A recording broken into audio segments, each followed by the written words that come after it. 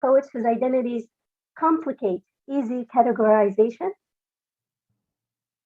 Wait, maybe we should start again. All right. Hi, everyone. On behalf of the Contemporary Arts Platform, I would like to thank you all for joining us at CAP's first international poetry reading. Today's event features poets whose identities complicate easy categorization, and while they are all on different stages of their careers, the writing shares similar features. They all stretch the limit of language and comprehension, and all of them create works with real stakes, works that are palpable and urgent, that both honor and transcend individual concerns. All our poets have agreed to abide by Kuwait's cultural law. In other words, one, no poetry that attacks the Kuwait's leadership, no poetry that insults Islam or Allah, and no depictions of graphic sex scenes. I'll start the evening or morning, depending on where you are in the world, by reading two poems. I'm borrowing this from the slam poetry tradition, where the host reads at the start of the show, basically to say that we do not have any opening acts in our lineup, to set the tone and to allow people to settle in. So very briefly, who am I? My name is Nada Faris. I'm a writer, teaching artist, and performance poet. I just completed an MFA in creative writing from Columbia University. And in 2018, I received an Arab Woman Award from Harper's Bazaar Arabia for my impact on Kuwait's creative culture, Kuwait's creative sphere. So for my books or other writing or speaking and teaching engagements, please visit my website, nadafaris.com. That's nadafaris.com. And because this event is streamed live on YouTube, if you do have questions or comments, please visit my Twitter page at Nada Faris, Nadafaris. There you will find a tweet on this event. Type all your questions or comments there. I'll be checking that page throughout the evening or morning if you're in the US. Just like this. Some people are saying it's not connecting. Do you see the link on YouTube?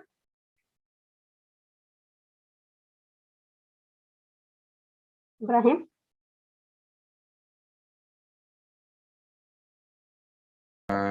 No, you're live now on at YouTube. It's okay. It's live? All right, perfect.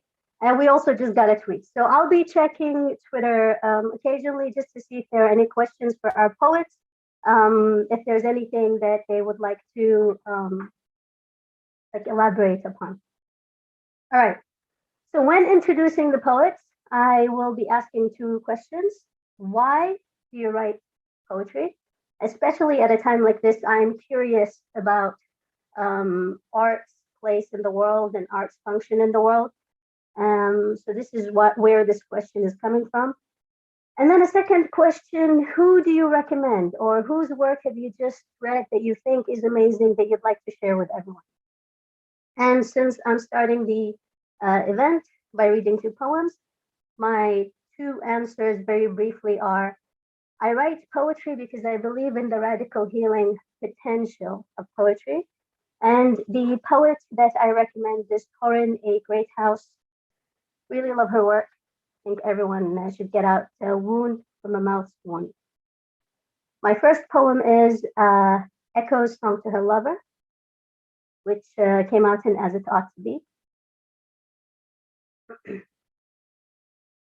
It was my father who taught me how to drive. When I sat in the passenger seat, he said with a glint in his eye, if I made a mistake, he would punch my shoulder hard. It is how I trained your mother. I could die of compassion, all this suffering everywhere. How can anyone muster enough hope, desire, or will to invest in finitude? Of course, our candle fizzles, and every song knows little doves learn the crackle of aching from claws and belts in sharp nests. Father, in our presence, Father, in our midst, Father, on the terrace, Father, on the swings, Father. I don't blame you. God made everything beautiful, terrible, and beautiful, as well as narcissists. Thank you. This next poem is the only one that I wrote about Desert Storm. Let me know if you like it. It's called Every Day is a Celebration Worthy of Fireworks, and it came out in one Jakar. There is a term for the ladybug, all her legs wrapped around the chunk of your eyelashes, the tender thud of your eyelids surrendering their own light, who will tap you on the collarbone to remind your beating heart you both have bodies, bodies full of life. There is a term waiting to be gifted into the palm of the enemy hiding underneath your childhood bed. Not beauty, not God, not the tangy smell of gunpowder and dark leather boots crunching on concrete and charred bodies, hash brown bodies. There's a thrill we won't admit to when we keep wanting to speak the complicated ritual of forgiveness. And yet we must, for every male soldier is both murderer and someone's father, brother, son.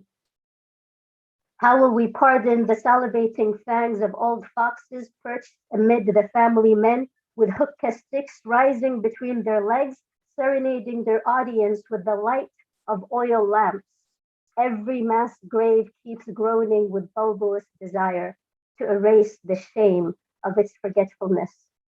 Yet whenever I close my eyes, my blood pumps oil and I sing the body engine all the way to Desert Storm, where we were taught to learn how to yearn for golden bowls and to slurp warm gravy with gusto, never question our way around our body's cartography of fierce teeth and claws that grow after our hearts relinquish their red and black beauty marks.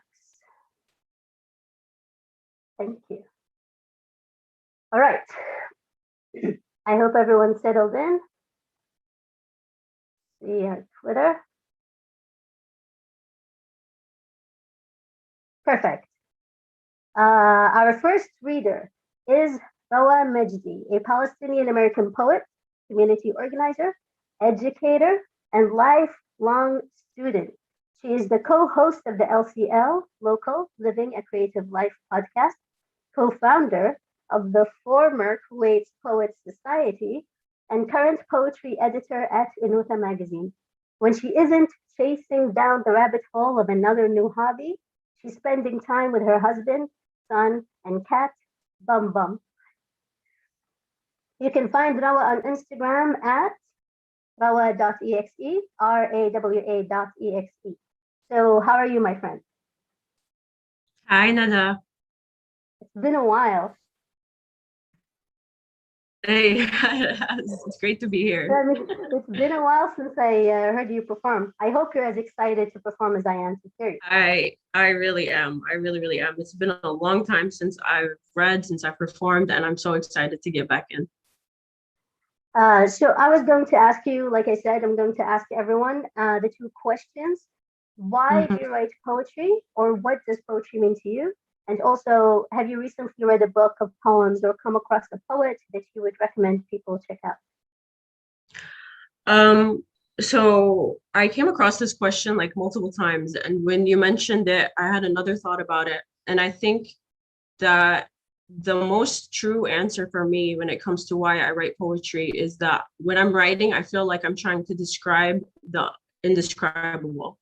I'm trying to grasp at something that like I can't grasp at, and I try my best, and sometimes I'm able to succeed and sometimes I completely fail, but it's still something that I feel that I have to do. And in regards to recommendation for work, I have to say, George Ibrahim, I'm in love with your work. I have been really diving deep into it and I'm a big fan. I agree. You're gonna hear my introduction of George, but I agree completely. And I love what you said about not just trying to describe what is indescribable by nature, but also understanding that part of the process is failing. Yeah. Success only comes through trying consistently and failing consistently, but it's the drive that makes the effort worthwhile. All right, Rawa, I'm gonna turn it over to you. All right. So I have a few poems today. Some of them are new and some of them are older, but I really hope that you like them. The first is called Leaving. I tried to stay rooted, but when you wilt long enough, they will call you weeping. Whether willow or wound, I still had to sweep away what is left of a life here. Arrange it all neatly. Laminate the certificates, the diplomas, the degrees, the documents they ask for when they decide if I will be living or if I will be a liability. At this point in the history, I am not being chased, but it still feels like running. I am willfully turning in the key. Unlike those who left before me, at this point, the divide is a Gulf Arabian, and I must wash the sand off my feet. I am hoping for a home the ones after won't have to leave. The next is called Coming Home. I saw the burn of blade unburied, the whites of the white's eyes, teeth wide, yet closed to mutter hesitation in every interaction with her. I saw it, felt their fingers, though they were not on me, not this flesh, though there the flesh is plenty. I learned some Spanish, babe. Learned all the ways language is long and heavy, particularly on the tongue that is not speaking it. I felt too tall in a land of tall people. I felt too short among giants. I felt a giant of a hand cupped close to crush me. I wondered if that was God. I think I have forgotten who God is. I am not sure how much of God is muscle memory. My mouth could not bear it. My mouth could not bear it. At the airport, they took the za'atar from me. They said it was strange. They said it was my name. I think they were frightened. They have never seen anything this green. Thank you. The next is called Rumpelstiltskin. Listen, even Rumpelstiltskin wept at the sound of his own name. That is, finally, a mouth wet and dark to dance in. That is, finally, a rest for feet worn weary white. That is, finally, the bone peaks, the girl refuses to sleep, the girl refuses to speak, sleeps in this puddle of silk spun shiny, spun gold.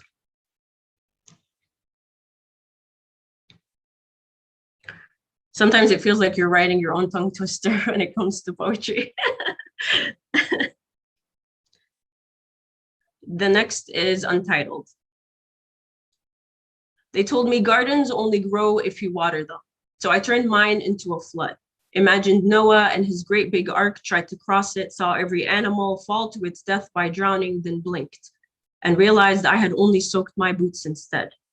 Somewhere beyond right and wrong is the gray of a knowing, the slipping of a string from gray matter causing nausea, otherwise known as nostalgia, otherwise known as time. This time I am nostalgic.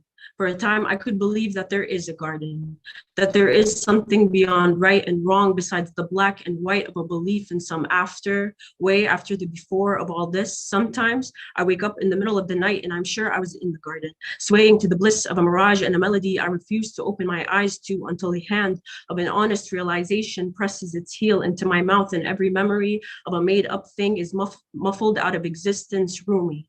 In all of your whirling, in all of your yearning to me, God, will you tell me about this garden? Will you tell me that it is gray? Will you tell me that those I loved and lost are happy and that I'll see them again someday? Thank you.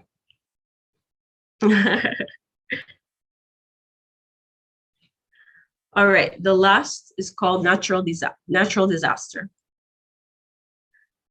I prayed to the skies for some kind of love to drown in, and the rain was a reply that instead I must become the sea. How can I, when the tides have pushed me back to reveal a strip of sand that looks like the bare skin of my belly, and I am so used to sandcastles built here, only to see them washed away by waves, stretch marks, like stitched together seams for when I swelled so much my cells shook, a tsunami. See, my hands have held others, but they've held myself together the most. There have been days when I don't think my arms can take the pressure anymore, but when all collapses, I know that the most beautiful things can be built from the rubble.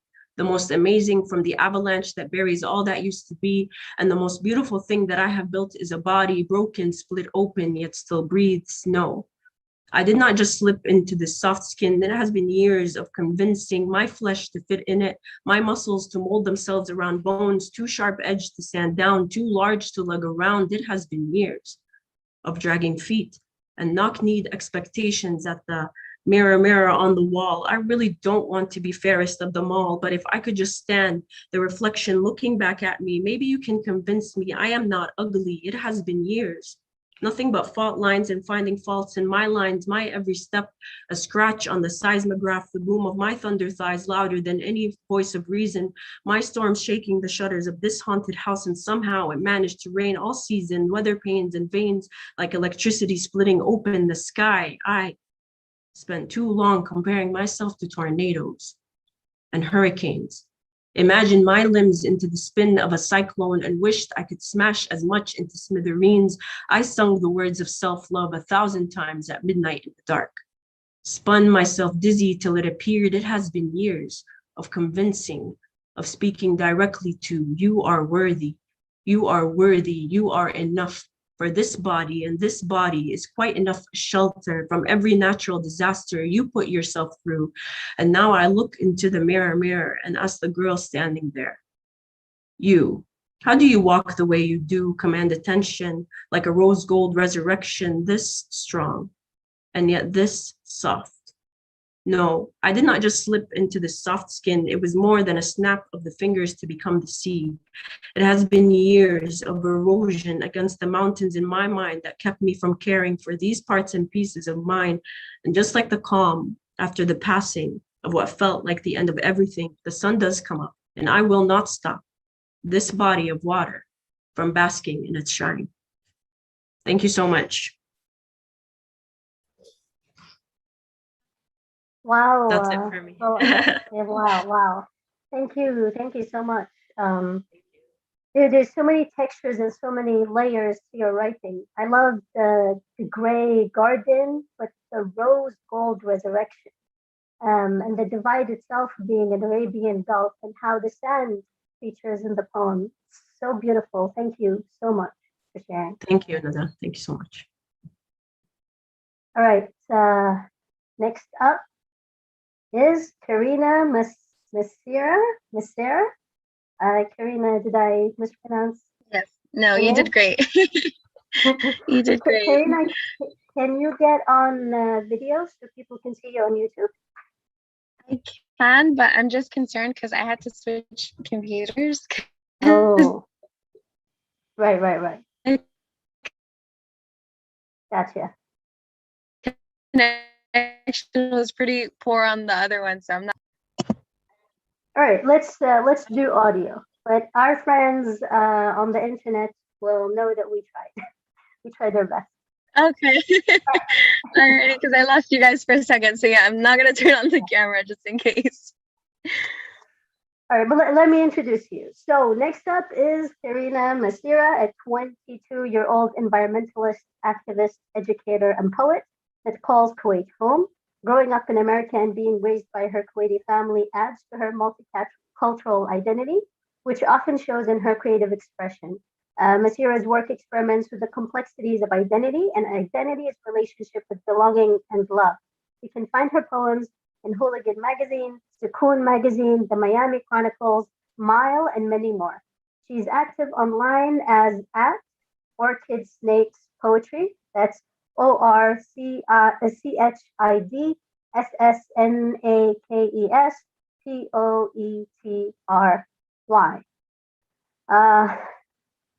Karina, are you going to be reading poems in Spanish today? The poems are not in Spanish.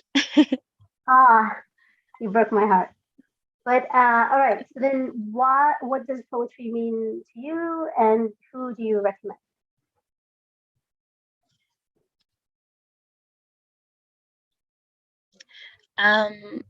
I think it may be a little cliche, but I think poetry, it's a very intimate form of language, You know, it's a very intimate expression, and it's very calculated in the sense that you know what you want to say and you know what you want to withhold, and you sort of like take those two colors and then you try to paint a beautiful photo with it. And I think that that sort of intimacy, when it's lended to other people, it can mean so many different things. So it becomes a whole language. That poem becomes a language. It's not just your interpretation or what you want it to be, it's also someone else's interpretation. And then that becomes a connection, which I think is so beautiful. Thank you. Wonderful. And who do you recommend?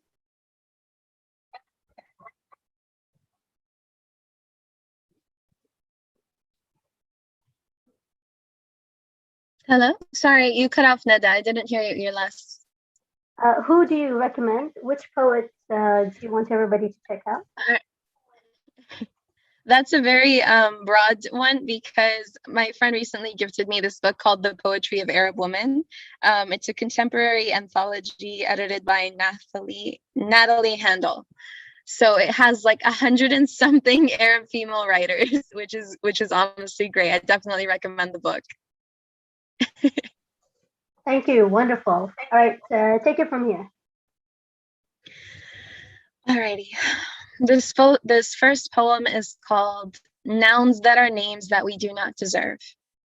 In memory of Constancia Lagodayag, for Josie, Abuela, every caretaker, domestic worker, and working mother. Rose, a prickly bush that typically inspires the bearing of red, pink, or white fragrant flowers, a pretty smile. I worry about her when she waves back at me, bundles him up in her arms and walks away every afternoon, uniform, the color of blush disappearing into the smoky exhaust of traffic. Composure. Love, an intense feeling of deep affection ran. In the helplessness of twilight, I remember her. When I asked her if that was really her name, she smiled and served me my sweet tea. I wonder if she made it far without her passport. I hope I see her again. I hope she's found something else to indulge in joy, a feeling of great happiness. Holds my hand in hers. I tell her she encourages me to be more feminine, lips coated like a war tank, her choice of rouge perfectly applied every day. She laughs that musical, tropical laugh of hers that transports me to the place she calls home. Reminds me there is better. Goddesses in their own right say they will be punished if they forget to apply the rouge. In a room full of gleaming white polished floors, 5 shades of pink and red grimace. Look at my mouth agape and then look away. In a polished neighborhood, a sign prevails amidst a silent decollage of grieving souls. You will not find hope here. She was deported. One morning, a man got a call from a friend. He was asked to speak to Faith, was asked to convince her to stay and forgive his wife. She was the last one they were allowed to keep. Use your good English. She'll think you're trying to help her. Constancia, LA, feminine, translation, constancy, the quality of being faithful, the quality of enduring. Synonyms for imperturbability, noun composure, noun equanimity, noun equability, noun regularity, noun evenness of temper. Noun, Constancia, angel, passed away May 14th, 2019, murdered May 14th, 2019. Gloria, Latin glory, hands buried beneath the plates of the earth, summoning a remediation of discourses from the moment Eve drew breath. We listened to her. Her, an existence of a whole different plane, an entirely different entity, must have spent many sleepless moons tiring over the mechanics of your grace, your resilience, ruby red and gleaming, holding me in your arms, mahogany gems resting on an idle sunrise. You offer all the glory a woman could ever manifest simply by being your granddaughter.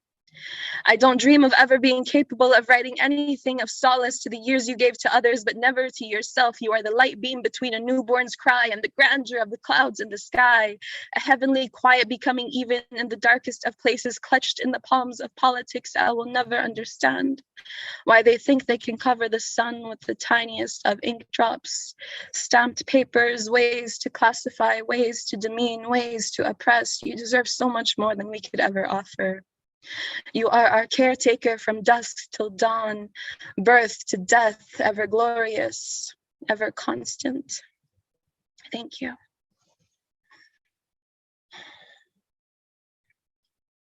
This next poem is titled, The Day I Learned What a Mulhaq Was.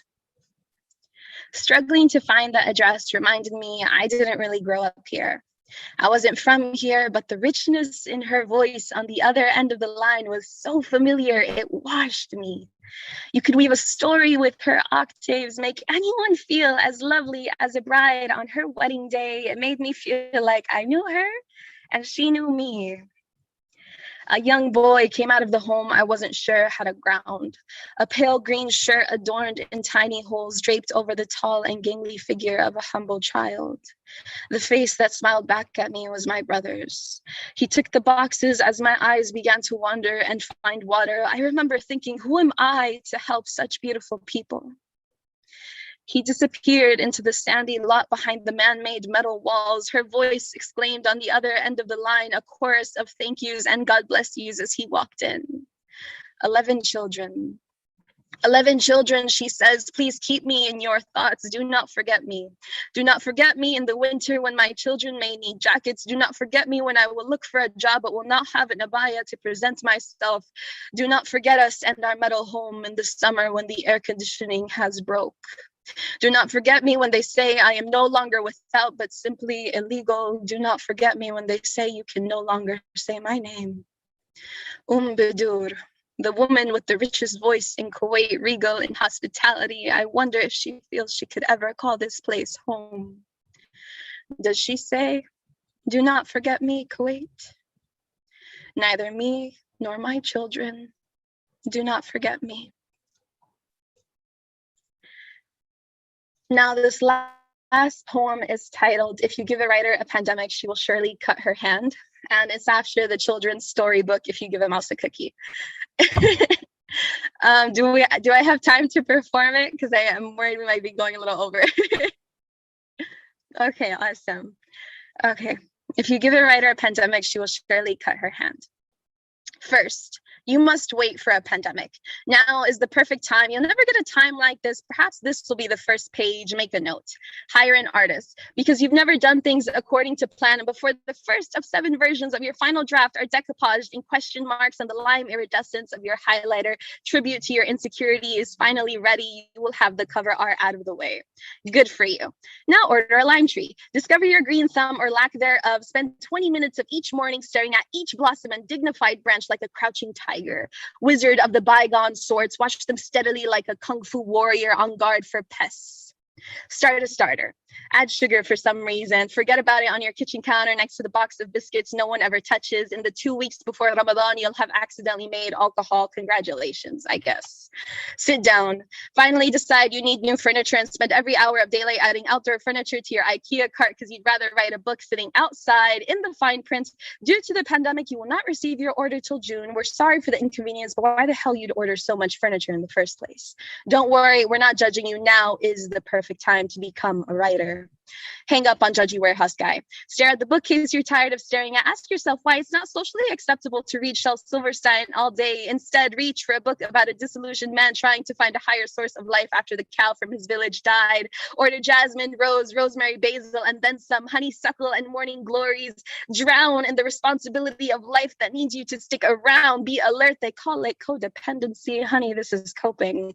A notification from your laptop. None of your students can download their homework and parents need to feel your interactions with them are worth the tuition. It is not worth the tuition. Start editing from the last page of your book. Maybe this way, hearing your voice day after day in the same cycle won't be so dreadful if it's in reverse. Pause. Put on your favorite song. Time to stretch. Your obsession with soap bubbles you never outgrew, so you'll waltz into your kitchen instead to wash the dishes. Pretend your mind is focused on the task at hand and not on the mealy bugs and spider mites in your garden. Not your grandmother abiding the laws of your concerns and staying at home. Your father, an essential worker, leaving and returning. Your building manager calling him to say there's complaints of music coming from your balcony and you can't find yourself to finish the mural nor respond to any of the people you promised to collaborate with, and suddenly there's 1,000 cases and someone has died. Not far away, there's a city starving within its barricades and people you cannot help. Your mother is now pregnant with twins. What's the right package? What's the best hospital? You missed your friends. Try to check on everyone between today and tomorrow. Don't overcook the meat this time. Sunday's beef broccoli you weren't proud of. The garlic is burning. People are starving. Finally, a snap. Something broke. It was the glass that gave in, twisted the insides of you, put pressure. How ironic. There's blood everywhere now. Later, so in the car going down the empty streets of curfew to a frightened hospital that's ran out of gloves, and then to the other hospital with the hand specialist that will tell you it was actually just one ligament. 3 stitches while the both of you laugh about the karma and your mother pestering you for grandchildren. In retrospect, maybe a pandemic isn't a good time for anything, but there's always a necessity for the affirmation of life, a hunger to do all we can with all we are left, and sometimes that's writing a book with one hand, in the middle of a time where tomorrow feels so necessary, yet hangs so precariously between the teeth of reality and all of our mundane hopes and dreams. Thank you. Wow, Karina, wow. When you described poetry as intimate language that paints a beautiful picture, I was curious about your choice of words, because the picture that I don't know if you know, but like you made me cry in the first 2 poems. The picture is beautiful, but it's not that. Thank you. Yeah, like it's not that cliche expectation of beauty. And in fact, your whole poem, turns of phrases, every single poem plays with expectation in a way that, I mean, I don't want to say sadistic, but it does border on sadistic sometimes. Like it starts with setting up an expectation. It sets up an expectation and then dismantles it and destroys it so fast, and then immediately jumps to the next. So you've played with our emotions in it was such a wonderful, for sure, but a turbulent roller coaster. For example, lips painted like a war tanker. I had a few other notes. For example, I think that's what you said. Why they think they can cover the sun with the tiniest of ink drops. Like, I love that. It's every time you paint an image in our head, you smash it immediately. So thank you. Thank you. That's exactly what art is, right? Like playing with contrasts.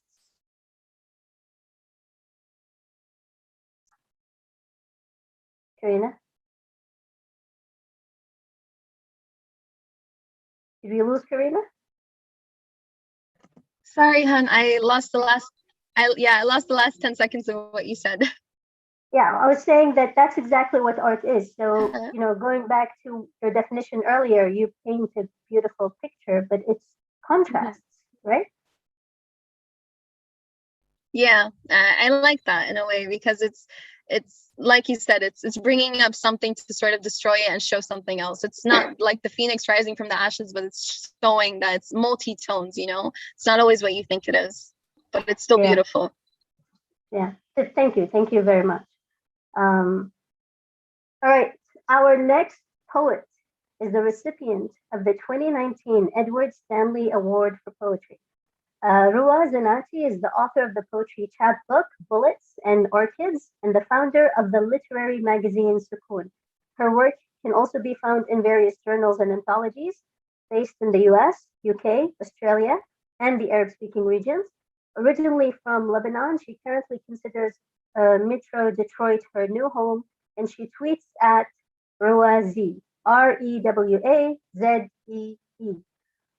Roa, do you know how much my friends look up to you? Like, everyone on this feed right now looks up to Sukoon as a home and as an aspiration. Thank you so much. It's so nice to hear that. Hello? Can you hear me? Yeah, I can hear you. Yeah, I was saying thank you so much, and it's so nice to hear that. Have set up Sukoon in that way, and to have achieved the purpose of Sukoon, of course. Yeah. So what about you? What does poetry mean to you, especially in this time where it might seem like politics is more pressing, or that maybe poetry is frivolous? What would it mean for someone who founded a magazine for, poetry in English by Anglophone speaking Arabs or about Arabs in general? It's funny that you say that. It's almost like my answer, because poetry is exactly that. It is the biggest protest against news, against false narratives, against mainstream media, against politics, even though everything about poetry is political. To me, it's the closest thing to the truth, I think. I think it's the closest thing to love. I think every poem is a love poem, even if it's not.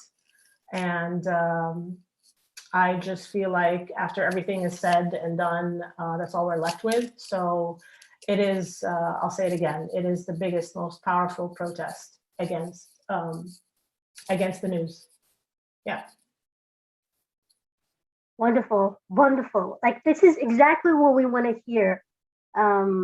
When we are told that the media is going to save us, or that politics is going to save us, or that those who are fighting the media and politics in the language of the media and politics are going to save us, that's what we need to hear, is that no, the people who cause the problem are not going to be the people who save us, like, or who solve the problem, right?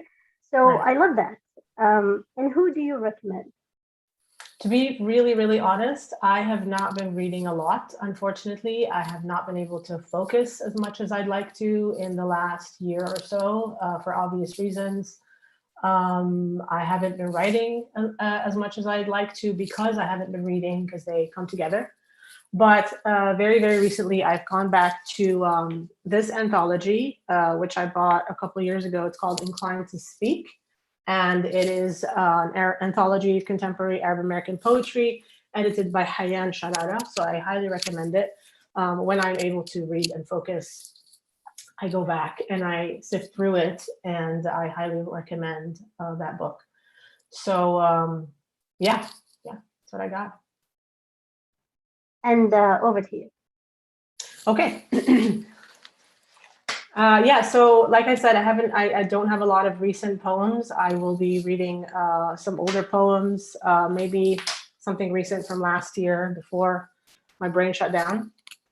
But I was sifting through some of the poetry that I wanted to choose for today, and I came across this really, really old poem, actually, and I thought I would read it. It's not published anywhere. It's called World Cup Gaza, and I actually wrote it back in 2014. July 2014, when Operation Protective Edge was happening. The World Cup was in Brazil. All eyes were on the World Cup. Everybody was watching, but also not watching what was happening, of course, in Gaza. It's a shorter poem. A soccer ball is kicked across the sky. A rocket shoots across the field. A crowd cheers. A man runs and runs towards the goal, runs and runs towards the morgue. A crowd cheers. A woman paints her face, the colors, the flag. This is my team. A child paints her face, half skin, half blood. A man twists his ankle and disappears into rubble. Another loses both legs and falls to the green. A crowd cheers. A mother dies. A child, a flag, her face. This is my team. I'm going to, the next poem I'm going to share is called Khalij Times #1. I grew up in Abu Dhabi, between Beirut and Abu Dhabi. My teenage years were in Abu Dhabi, and Khalij Times is also the name of a newspaper in the UAE. And this will be forthcoming in the Common.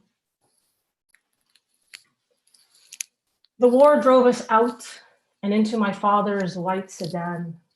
A school drop-off I'd hoped none of the other kids would notice. Their engines a roar of paid drivers. Everyone was from somewhere else. Even the locals we called Lawakil, even if they were someone we could never be. Summer months went on for years. This is a city, we were told, and we almost believed it. This is how sand becomes gold, we were taught, and we almost envied it. And every December around Christmas, we turn the chiller all the way up and pretend it was winter. This was my brother's idea, to hide under the covers and wait for the gifts. My next poem is called First. Sorry, I'm out of breath. I'm still recovering from COVID. So I'm still like kind of a long hauler, trying to catch my my breathing. I'll get there eventually. Next poem is called First Poem at 40. I wrote this when obviously I turned 40 and I had moved all the way back to the US after being away for 10 years. And this is found in Guernica magazine.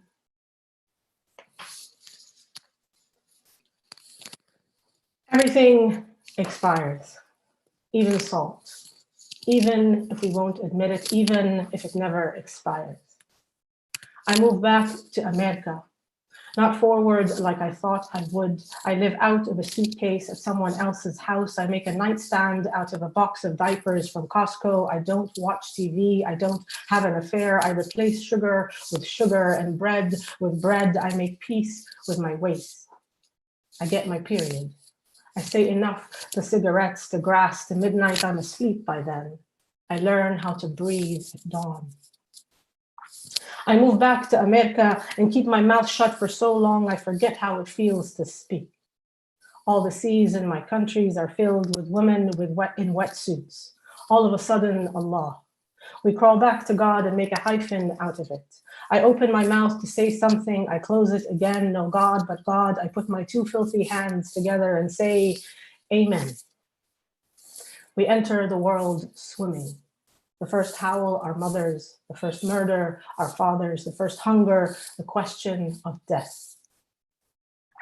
We remember our limbs. We attend our first funeral, the sea we slept in vanished, the sea we planned parched, we are now ourselves the sea. I spend my life in departure and return, my belly pregnant with the weight of maps.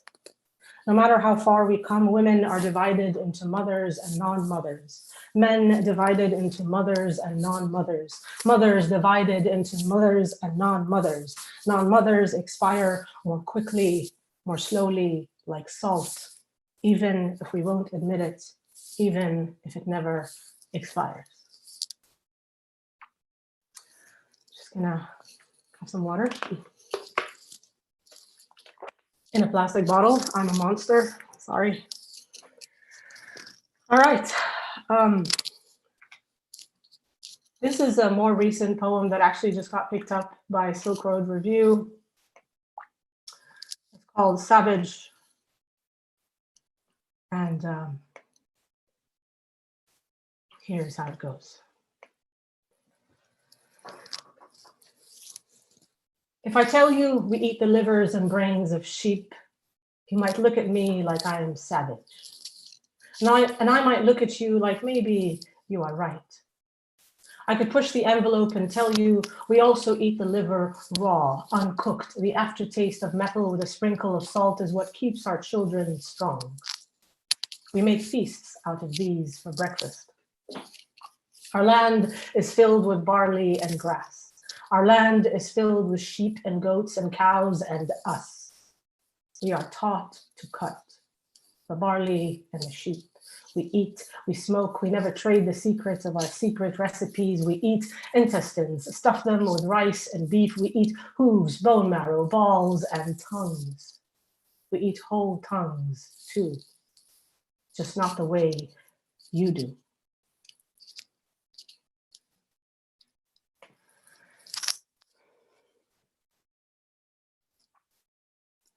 I have two poems I'm going to be sharing before I completely lose it. My breathing, I mean. I hope that's okay. We still have time. All right. This poem is for Lebanon. I wrote it a few years back when I lived in Lebanon and was heartbroken by Lebanon even before all the continuous tragedy. Oh, that is Lebanon right now. It's called What We Will Tell, and it's published in Natural Bridge Journal. And it's really about, I mean, I guess I wrote it for the upcoming generations. We'll tell them we tried. We told stories and wrote poems and were sometimes ignored. We filled the classrooms with manifestos and sex. We filled the classrooms with questions. We'll tell them we rode buses from the villages all the way to the city and back. We burned candles in church and then we burned down the church. We'll tell them we did not want to believe in the holy stories that we were fed, that we had needles pushed into our uterus and breast, how even once was enough. We'll tell them we did not mean to keep the ones in power in power. We'll tell them about power outages, the leaving of water, the shifting sun, and all the wrong colors. We'll tell them there was war here once, and then again, there was war. We'll tell them we ate too much and spent too much and considered the street beggar with a drug child on her chest invisible. We'll tell them how we became invisible, how we told on each other, how we stayed up some nights because we did not believe the moon would ever come back. We'll tell them we believed in the muscle of the moon and the ebb and flow of lives. We'll tell them we lied, stole from each other, never forgave forgiveness. We'll tell them how we hated food, processed it, threw it up, and sometimes we ate it. We'll tell them there was once a word and that word was home, but we did not know what it meant, so we left it behind to burn. We watched it on the news and remembered its light, its infinite forest where trees were and weren't, where the scent of Yasmin reminded us of the hands of our mothers and the leaving of grass. We'll tell them about grass and how we were forced instead to learn the language of concrete and billboards and deserts and the absence of birds. We'll tell them about birds and the thick song of the parcher stuck in our throat, how these birds took us from one country to another. We'll tell them about countries and how we needed papers to visit. We'll try to explain permission. We will try to explain permission and how sometimes we got it, sometimes we didn't. We'll say we did not all deserve the passage. We'll tell them how we pulled off our limbs and folded our bones and drowned them in the red womb of water to get there. We'll explain water, how it came down in threads from the thick blue attic and how it spread as a river. We will try to explain river and we will fail.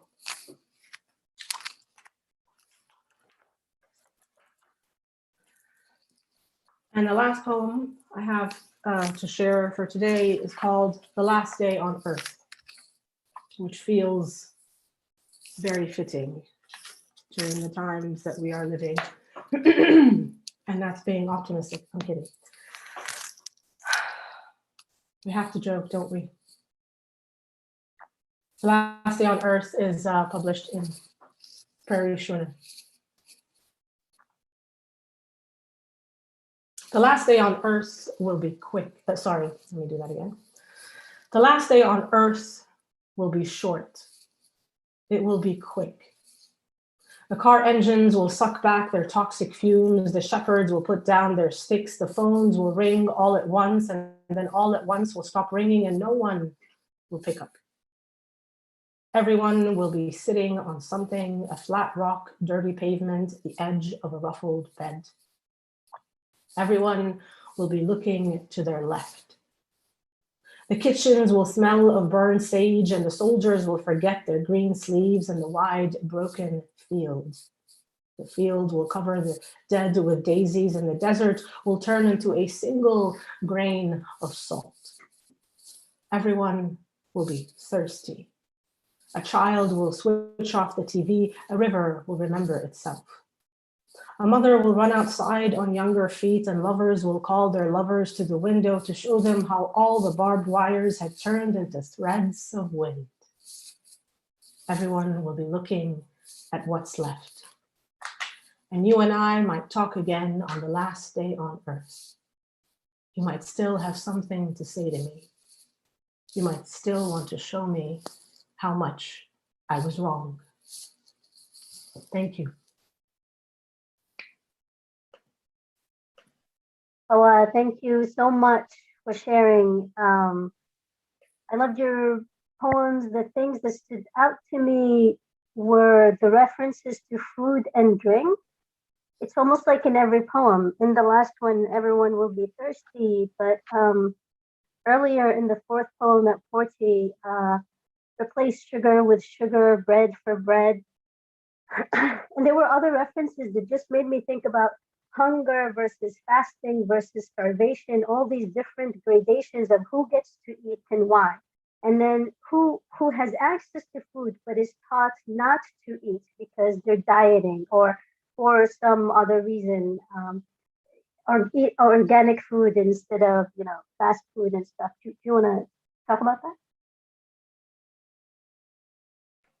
That's funny. Actually, yeah, I do that a lot. Actually, a lot of my poems refer to that and to the idea of privilege. And just I kind of like write about that from various angles, I guess. And so, memory goes into that and experience and the way kind of we reimagine our realities. So yes, I think that is what I obsess over. And I guess each one of us has their own kind of obsession.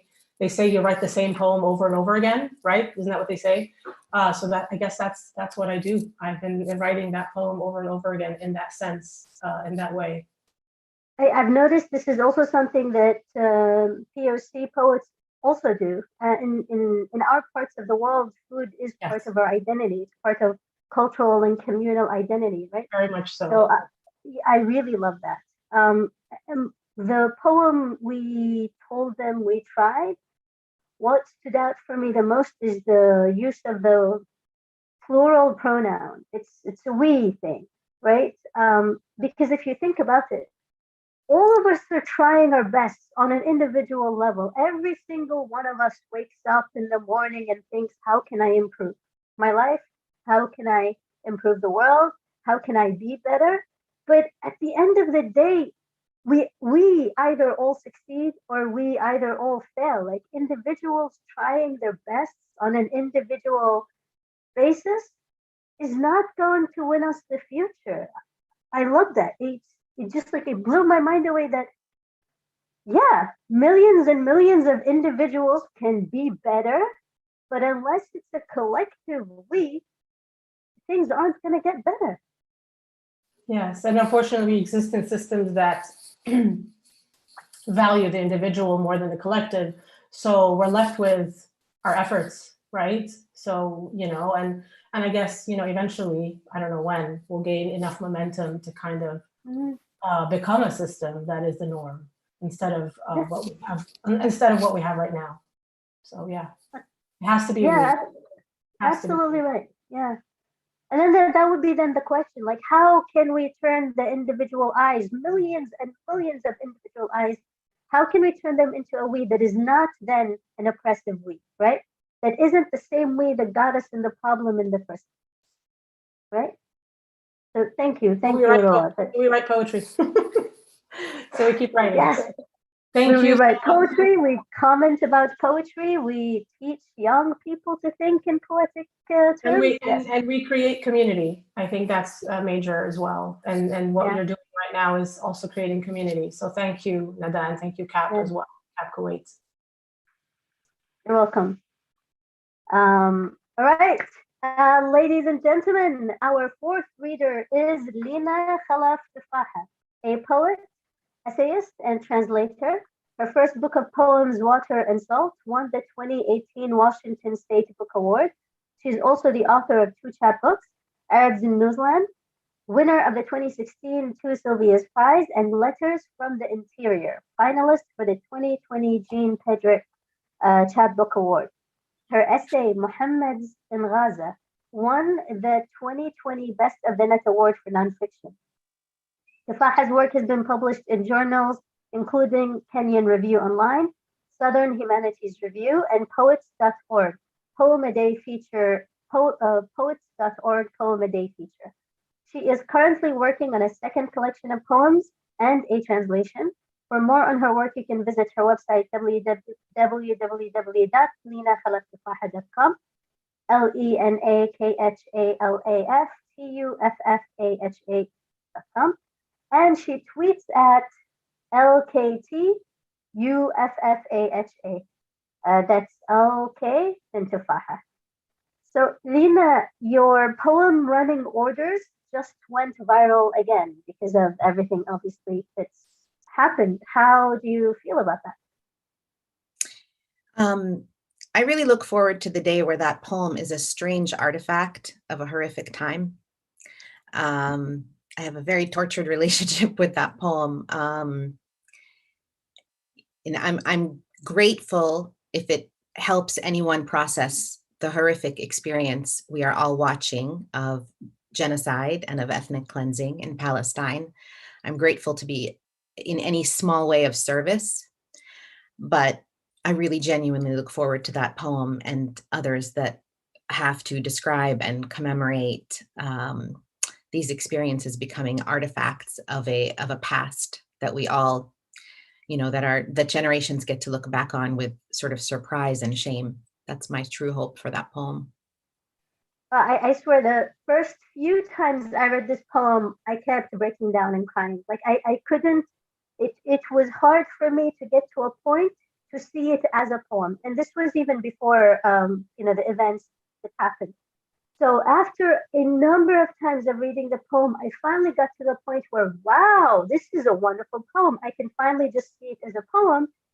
And then the events happened. And then I reverted back to every time I see it shared online, I just can't. Like I start bawling. I want to not look at it again. And so I'm really curious about this. We talk about poetry that changes the world, or poetry that speaks truth to the environment.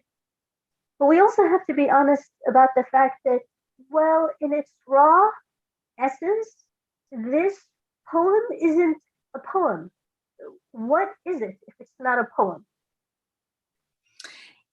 I don't know what it is. I can tell you what happened to me and how it arrived, which is that I think a lot about Mahmoud Darwish saying the poem only changes the poet ultimately. I witnessed the war in Gaza from the strange, landscape of diaspora in the United States in 2014. And here we are witnessing again. And in 2014, when I would wake up in the morning, there's a very big time difference between Seattle, where I live, and Gaza. And I would wake up in the morning and have to check social media to see if friends and people I love in Gaza were alive or dead, and did that day after day after day. I felt like I couldn't breathe. I felt like I just didn't feel like a human being going through that. And if that's how I felt, safe under a silent sky, you can imagine. Or maybe we can't. And so that poem arrived when I had nothing left to say, when all of the words had completely lost their meaning, and my experience of horror demanded that I somehow compress everything I was witnessing that was so unbelievable and so beyond an outside language, and just remove it from my body. And I think poetry is this kind of bodily experience. We talk a lot about lofty ideas, but I think poetry lives in the breath and it resides in the body. And for me, I had to get that out of my body. And I was immediately amazed. It was just something I wrote for myself, really. And the kind of response it got showed me that I wasn't alone in the world, and that there were so many human beings, unlike what the news media tells us, so many human beings around the world who are also horrified and devastated by their inability to do anything about it. And so it really helped me survive. And so what does poetry mean to you, and who do you recommend? I think I'm not sure what poetry means to me, other than to say that I write because I have to. So whatever I write is something that I feel I have to write. It's not a luxury. It's not it's a real engagement with something that demands to be written. Who I recommend, I have been reading for a while, but more so recently, the magnificent poetry of Palestinian poet Maya Abu al-Hayat, who is based in Jerusalem. And she has lots of poetry in translation in journals, including Asymptote in the United States, but she writes in Arabic. So for Arabic and English language readers, her work is available. I strongly recommend it. She's a poet, she's a novelist, she writes for children. She's a stunning writer. And yeah, I think I just invite people to really explore Palestinian writers and literature across languages. Thank you very much. So I turn it over to you. Thank you. The first poem I'll share is from my book, Water and Salt, and it's a poem written after Chinese poet Bei Dao's poem, Toxin. Drowning. Autumn's breath catches short. A mother's window open to light, marbling in leaves, music of a world in vivid decay, a lifeboat shedding its cargo. It's yesterday's currents, its love. Sorrow dark and bottomless as the ocean. When a ship collides into the present, I take a moment to bury my hopes for tomorrow. Give me another history. I've made a shroud of belonging, a refugee tent pitched in the mud of memory. And then the second poem I'll read from the book is, I think of it as a poem of an Arab childhood. Copybooks. Our teachers were kind in the way that people who have sipped tea or shopped at the local bakery with your parents would be. They taught us to stand upright and motionless when people who had control over our lives walked into the room. They taught us to chant at the daily morning assembly praises for the king and the country and the right heroes and the important revolutions. They taught us so well we believed the chants, drank them into our bloodstreams, and loved the stick figure histories of the songs. They taught us to copy in perfect curlicues and lofty upstrokes across the page beautiful equations they solved for us, and facts about combustion and the life cycle of honeybees. Most of their teachings served us well. We live in the shadow of leaders' palaces. There are always long lines, so good posture and deference are our currency. But best of all, they taught us poetry. They tucked gleaming verses into our hearts and let them sleep for years. They said, remember these words. This is where you're from. Write this in your copybooks. I have a deep love for teachers and teaching. It's a relationship that surfaces in a lot of my poems, maybe because my grandfather and my mother were teachers and they are some of my favorite people, but there are a lot of teachers who surface in the poems. And this one that I'll read next is from a forthcoming manuscript. It was published in poets.org, and it's entitled Gloria. And the title I apologize in advance, will plant the Laura Branigan song in your head for the rest of the day. So sorry about that. Gloria. In the late 80s, in the middle of middle school, we break from studying our ancestors, pass on the Phoenicians for a while, leave the terraced fields of Canaan and the hanging gardens of Babylon for European history. Miss Magda is our guide, and she contextualizes the continent, intertwines it with our own lives, the shapes of our maps, the narrowing of our family names. She has no patience for girls who are charmed by France, even though a veil of Chanel No. 5 unfurls over our heads as she enters the room, nor for adults who praise London's museums. She narrates a list of our possessions housed there. Miss Magda speaks many languages, the Queen's English, impeccable French, maybe others. Her Arabic is Cairene, her eyeliner distinctly Cleopatran. She speaks mushfara ma'ha, her mind. She names conquerors and the servile regimes they birthed. She expands the word ihtilal beyond its daily context, locates our current colonizers on a continuum of violence, sends us asking our grandparents for stories. She enacts her name as she towers over our desks and asks rhetorical questions. Katar khair al-Arab, who translated Aristotle, who filled libraries with books that would later make Renaissance b'ta'hum possible. In the middle of middle school, we are devoted to American pop songs a few years after they top the charts. Our childhoods are museums housing the no longer hits of the Reagan era. Miss Magda's year coincides with our Laura Branigan phase. she can barely tolerate our tastes. When she cannot escape playground duty and we are perfecting our hair flips, singing Gloria, she raises a perfect eyebrow in our direction, and I think maybe even smiles. In class, ever the historian, she remarks, على فكرة, that's originally an Italian song. وكانت مش بطالة, بس خربوها الأمريكان.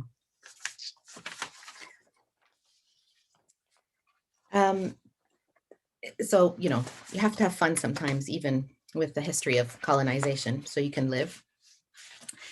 The next poem I'll read is from my most recent chapbook, Letters from the Interior. And this is a book that also has some teachers in it, but it also has a relationship with Arabic grammar, and several of the Arabic past tense verbs appear as characters in the poems. Morning Lantern. Miss Sahar had spoken of this sister, asbaha, morning verb. And as she spoke, a sun had risen over her words. It was the most arduous lesson, one that required a tearing apart at the seams, a loosening of crimson thread cross-stitched in 7-branch cedars and rows of eglantine. To have become. More than the desolate stretches of perseverance, more than the eternally flowering fields of Cannes, to have become. Full fathoms of night traversed, and then a light upon the corrugated metal and slumped rooftops of the camp, gilding the limestone of what was, or bluing it from sight entirely. To have become. To pass from one form into another.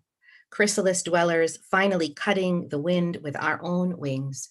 Asbaha, sister of the earliest hours, from the edge of a sky, a call to the smallest prayer, and the sunbirds chorusing, their feathers flashing sapphire, emerald, and Feiruz on the radio, her longing and the day's headlines dissolved in our coffee cups. To have become, to sunder a sorrow from our bodies and rise to soft, unburned wicks, to live. Thank you. So I have one or two more, depending on how much time you want. One in Arabic, how do we feel about that? I'm feeling dangerous today. haram, my sis. I'm just kidding. Go ahead. Let's see if I'm looking for this on my phone, because this is a poem that was actually written for a wonderful project in Seattle by our former state poet laureate. She created something called the Seattle Poetic Grid. So it's a map of the city and invited poets to write about a place for whatever reason in the city and pinned the poem on the map. So if you visit Seattle Poetic Grid, you can find this poem. And it's inspired by a restaurant, a local Syrian restaurant here called Mamnoon. So I have to put my glasses on for this tiny print. ماء الزهر. كنا كما اعتدنا نترقب بداية الحرب الجديدة، فلكل موسم حرب وأحزان تواكبها، وفي ذلك الموسم أنزل الثلج سكينته على مدينتنا المتأرقة، فابتهجت جدتي التي سئمت مسرحيات الصراع وتأملت: كنا نصب على أول ثلجة دبس وسكر، وسافرت عيناها إلى وطن بعيد كان للثلج فيه زهوة العيد ومذاق الحلوى. ما زلنا كما اعتدنا نترقب نهاية الهدنة الأخيرة، فلكل موسم هدنة وأهازيج تواكبها، وفي هذا الموسم ذرف شجر الكرز أوراقه على شوارع مدينتنا القلقة، وابتهجت أنا بذكرى جدتي التي فاح عطر مسائها من طبق حلوى في مطعم ممنون، ماء زهر يغني وطنه الأم ويستحضر الليمون في حديقة الطفولة، وغيمة من الثلج واللبن يكللها قطر السفرجل. فسمعتها تتذكر كان عنا شجرة سفرجل، وراحت تسرد حكايتها الدمشقية. نحن كما اعتدنا نترقب زيارات الأحبة، فلكل موسم ذكريات وعطر يواكبها. That's a poem for Teta Fariha, Allah yarhamha.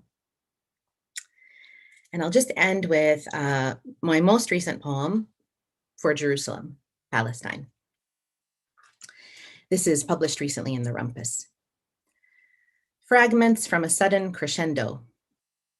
At the gate of mercy, they are firing tear gas. They have pushed us back to re-envision landscape with an architecture of return. We gather, our stones have been told to wait. They have pushed us back with tear gas, stun grenades. Stadium seating, torpor of eyes trained on us, dispatches filed in guileless verbs. Of mercy, singed and defiant, we remain preparing our breakfast as they fire tear gas, stun grenades, live ammunition. Gates crenellated, sky widening, sultans stir in their sleep, offer archways to lift nightmares from their brows. Museumed graves intone a call to prayer for the living. We perform our ablutions in tear gas, our limbs stun, our hearts grenaded, our wounds live. Freedom, ammunition. Thank you. Lina, thank you so much. And I do see what you mean about teaching being prevalent in your poems, but I noticed another even more consistent thread in every single one of the poems that you shared. And it's music. Music plays a role in your poetry. We see it in the first poem in Drowning. In the second poem, we hear the dark chants in the bloodstreams.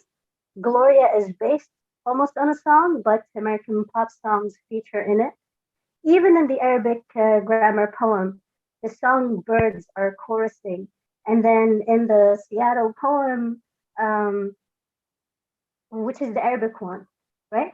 Yes, there's Ma Zahr Ghani, right? And then even in Jerusalem, the fragments from a sudden crescendo. So what does music do in your poetry? You know, maybe like I'm a failed musician. So who knows, maybe like you chase after the one thing you can't do. But I think that my training is deeply in the Arabic language. I grew up, my youngest years were in Saudi Arabia, and the school I went to, we Quran and the recitation of Quran and the rules of recitation were a huge part of early education. So the sound and the resonances, the musicality of the language was a very formative part of my experience with it. And then transitioning into all of the ways that music catalogs and bookends the events of our lives. So I think that's a way I carry places with me that I no longer can be in. So maybe that's why. I don't know.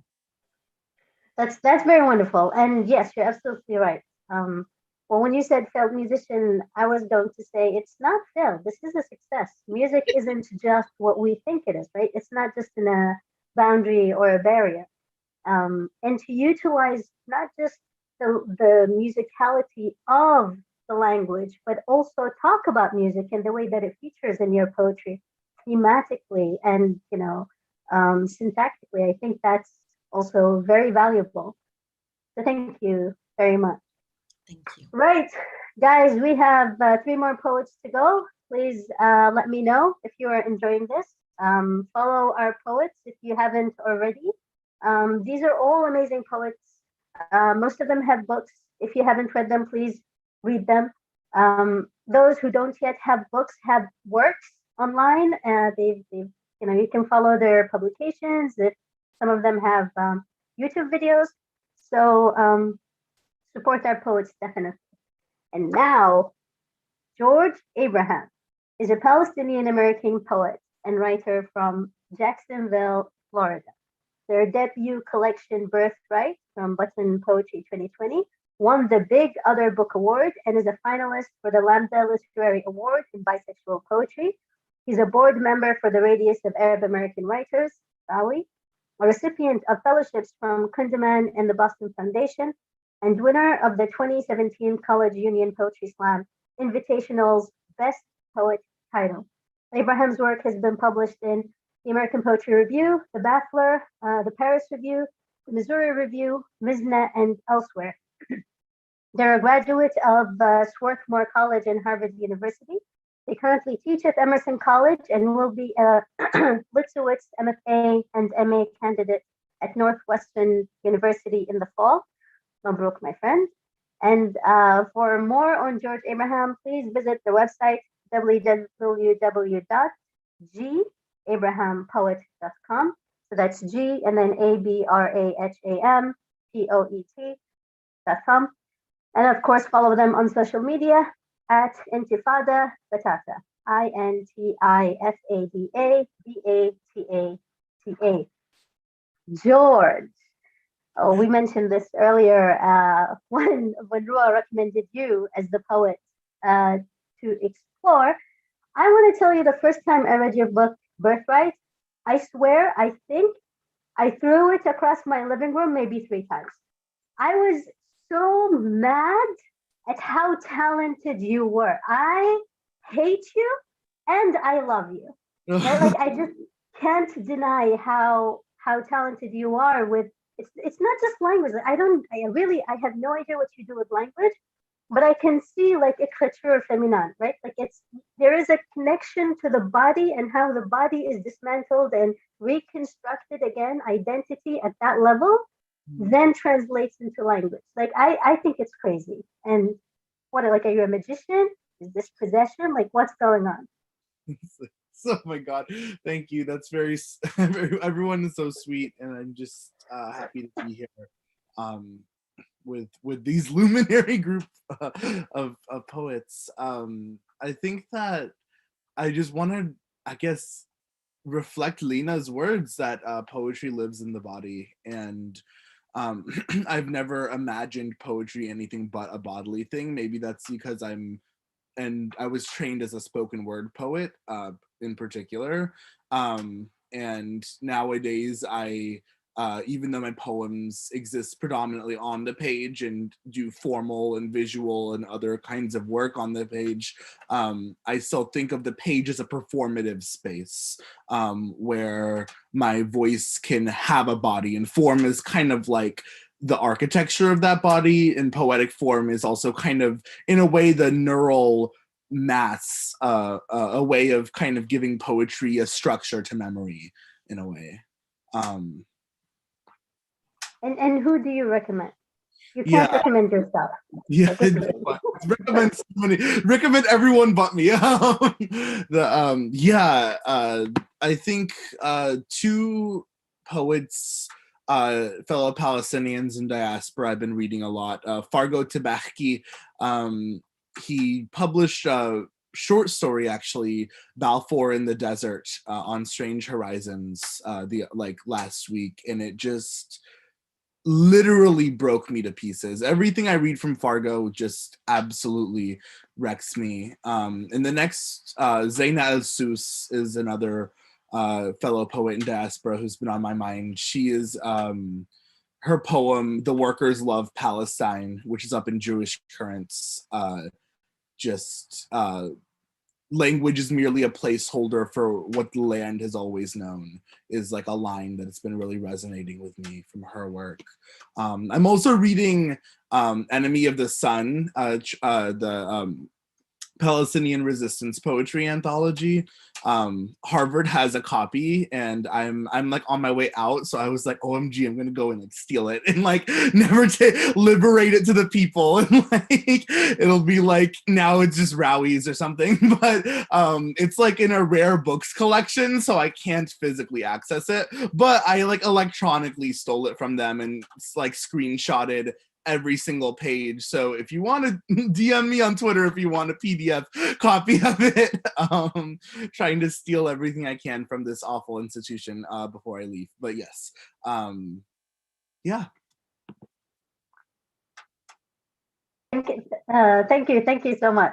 And I would love a course on that, right?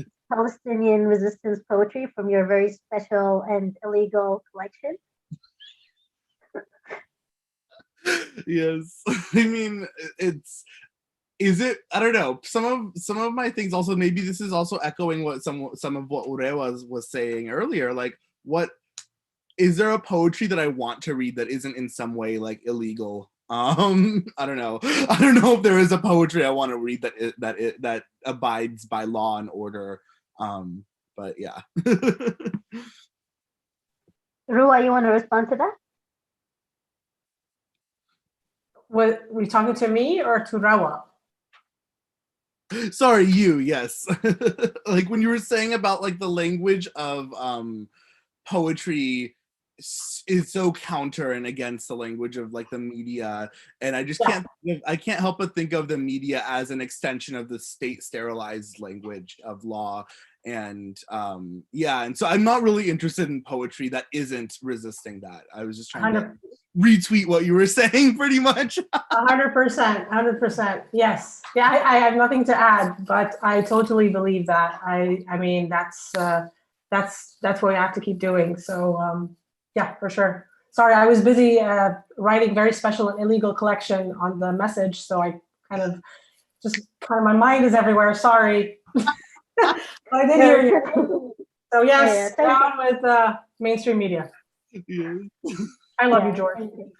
Thanks, Ruaz. All right, George, take it over. Like, I think I should just do a poem now. I'm only gonna do one poem. I'm gonna read a poem from Birthright. It's a poem, again, thinking about the way I want poetry to write against institutions of memory, institutions that are suppressing Palestinian memory. How can a poetry become a vessel and embody a vessel of Palestinian memory, memory in the body, memory in the archive. I don't read this poem aloud a lot because it exhausts me, but also just I think there's something spiritual about reading poems into the air. And like last time I read this poem was 2 years ago when Marwa came up from New York and we read together at Harvard Bookstore, and there was just something about this space that I was like, I read this poem in that space and I'm like, this is not the space I want to read the poem in. And so there hasn't been a space I've wanted to read this poem in for those 2 years and until this one. So thank you, Nada, for creating this space. Begins with an epigraph. There is no loneliness when you have the whole world inside of you. Vanessa Meng. Against consolidation. I want to write about the blueberries I picked from the throat of a New England fall afternoon. How my hands plucked each branch like a familiar melody, and suddenly it is 2008. I am small and unremarkable, standing in a blueberry orchard in Northern California with my cousins. Maybe summer is a form of muscle memory. I want to write a poem about muscle memory, a phenomenon which, after decades of studies, still doesn't have a complete explanation. One theory suggests these memories undergo consolidation, the process of stabilization from short to long-term memory. Perhaps we can infer the existence of a thing without knowing its eternal structure. Perhaps our bodies remember a music by the hollow dancing it leaves behind. Many mathematical proofs of existence cannot explicitly construct their objects of interest. One tool for such proofs of existence is the axiom of choice. Metaphorically speaking, it too is a form of unconscious memory. It states that given a tree with an unimaginable number of branches, it is still possible to pluck one blueberry from each branch. That's not the point. I'm saying choice is not inherent to every system of logic. The first time I learned this was not in the context of math or countries or bodies. I want to write about my country and mean country, silly tithe, forgiving sacrifice. I want to write a poem about home and not have to mean country or death or how easily the two can be mistaken for one another. One could say this is a consequence of neither concept being well defined. Logical assumptions of the axiom of choice can lead to pathological behaviors that violate our conceptions of mass, space, and time. For instance, it is possible to decompose one sphere into two identical spheres, hence four, hence infinitely many. From one life springs two, hence four, hence infinitely many. One could say death is poorly defined in such a logical framework. Or perhaps death is an unobservable construction. Consider, for instance, the ancestors resurrected in every poem. How I was fluent in the language of their death before ever being fluent in the Arabic they spoke before me. And is this not the job of the poet, much like mathematicians, to give language to that which cannot be constructed, to uneviscerate flesh, to give muscle memory to every chaos of limbs? 1998, my earliest memory is being lost in a sea of cousins at my Christmas party. I do not stand out from the crowd until the dead kiss starts, the music shaking the floor beneath my feet, and I dance like there is no earthquake beneath me. I dance and part my cousins like every ocean split before me.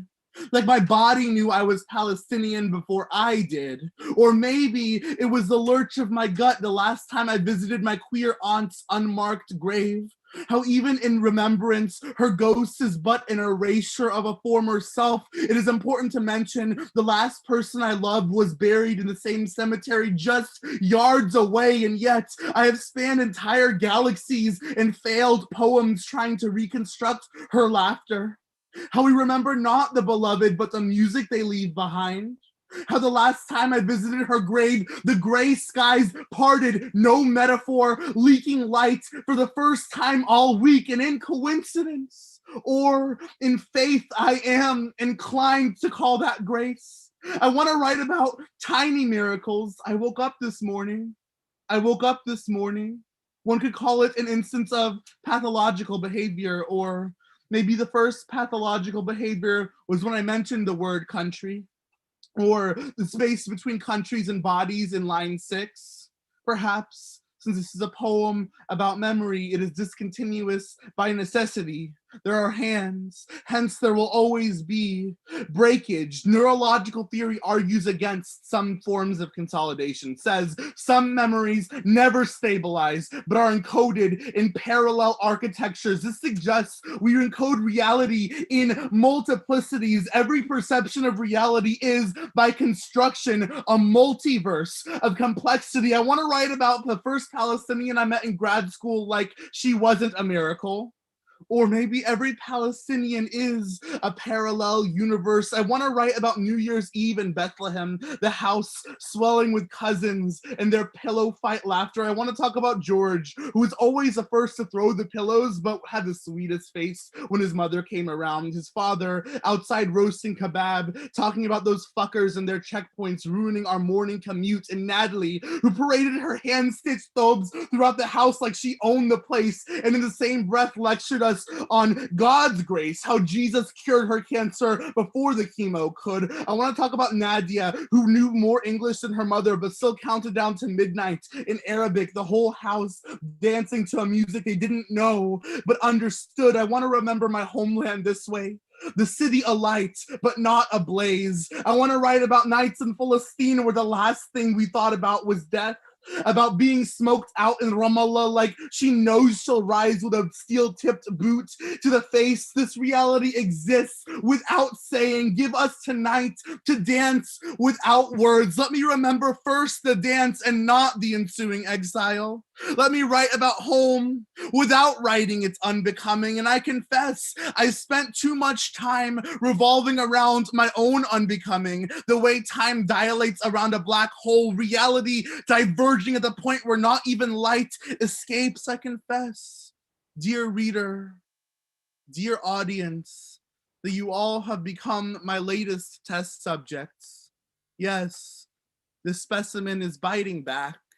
I speak not of this poem, but the memory of it, the parallel worlds your mind will inhabit, patching together my every image in your universe of perception. I mean, there will always be a universe in your mind.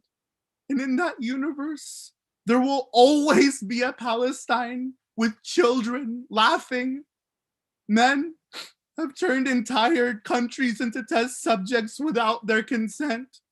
Neither the men nor the countries are named in this poem, so as to restrict them from the universe of this poem, and it follows every poem is a false god of sorts, maybe not in sin, but in the confession of it, the unraveling between poem and reality and perception of poem. I began this poem with blueberries, with muscle memory and hands, or maybe I never had control over the narrative. Being ill-defined, the system does not converge. When I say the system does not converge, his hands smelled like blueberries. California 2008, the system does not converge. I am small and insignificant. The system, Philadelphia 2015, yes, he made a massacre of me. Yes, I was his for the taking, does not converge. I am small, converge. I am insignificant. The poem is circling back. The system does not converge and diverging. The poem is assuming convergence, multiple convergence, realities, meanings. The system does not converge. The hands, the system fails. The poem intersects with converging the realities of the reader. The poem remembers the system does not, what the reader cannot. The hands converge. The system does not converge. Always the hands. The poem remembers always the hands. The system does not converge. The system does not converge. The poem does not converge. The poem fails to converge.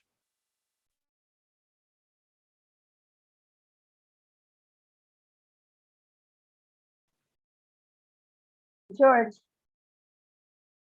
you disappeared. Sorry, I needed a second. Ah, good. So it's not just us. You weren't just doing this to us, you were feeling it too. My God, there were so many moments where I felt like I couldn't breathe anymore. And this is what I mean about your poetry. Even though there are great lines and great quotes, things that you can tweet, I swear the poem itself is a journey of life and death and rebirth. It takes you on an arc. It ends this arc. It starts another arc. You think you're going to something else, but it's still that same poem, and it's like one freaking cycle of incarnation after another. Thank you for that, my friend. Thank you. And yeah, like the poets whose videos are on, I could see what you were doing to us, all of us. My God, thank you. Friends watching the stream wherever you are, please help me welcome Muna Karim.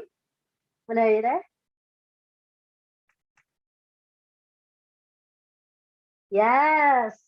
All right. So Muna Karim is a Bedouin poet born in Kuwait and exiled in New York. The author of 3 poetry collections. Karim is a 2021 National Endowment of the Arts Grant Fellow. Her most recent publication, Femme Ghosts, is a trilingual chapbook published by Publication Studio in fall 2019. Her work has been translated into 9 languages and appear in Brooklyn Rail, Michigan Quarterly, Friends Ambit, the Los Angeles Review of Books, Asymptote, Words Without Borders, Poetry International, Pen English, Modern Poetry in Translation, 2 Lines, and Specimen. Furthermore, Karim held fellowships and residencies with Princeton University, Poetry International, Arab American National Museum, Norwich Center, and Forum Transregionale Studien. I hope I pronounced this correctly. French, I think this is French. French is not my strong suit. Yeah, it's I don't know. I feel overwhelmed coming after all these poems, and George, like, what an amazing performance. And I also, of course, Lena, I'm so happy to meet you for the first time. We know each other only through correspondence. So, and I love that you read the poem in Arabic, because I'm like, oh, I should do that too, you know, like, why not? I read with Roa before, you know, so, you know, thank you, Nada, for bringing us all together, you know, even if the readers, don't care, we at least have each other. So No, you mean the audience? yes. I think because we are going to record, this is recorded obviously, and we're going to upload this on CAP. And what we are trying to do in Kuwait is basically elevate consciousness beyond thinking in the literal and surface level, right? So yes, politics is a big problem and we need to respond to politics, but we really need different ways to do that. It cannot just be through the same literal, like one force and an oppositional force meeting at gunpoint, basically. It's just going to leave us with more bodies. Yeah, but I just meant like selfishly as poets, we can have each other and not care about the rest. But should I start reading already? What does poetry mean to you, and who do you recommend? And then read the poem. Yeah, I think I would answer the way Lena did, because I feel like there's many ways you can try to justify what poetry means to you. I have to, I want to, it's my way of looking at the world. It's made me. I feel like, I always tell people I feel like I was a poet before I was a woman. Like even just like it was like poetry was always there for me. It was a form of escapism. A way that is like not regulated for you to process things, and I feel like as poets, yes, a lot of our work is to look inside, but then once you go inside, you have to go in the opposite direction, like think about the collective, think about the world. You can't just only be like self-consumed or something, so I love how poetry like organically does this for us as emotion. And for a poetry book, I just got an advanced copy of a Francophone Lebanese poet called George Hada, and it's from the Song Cave. The title is Poetries, and it's just beautiful. I remember reading him a long time ago, but in Arabic translation, and he's considered one of those, third world surrealist who wrote in French, so like I'm just like happy that he's now translated into English, and I'm trying to revisit his work. Poetries by George Haddon.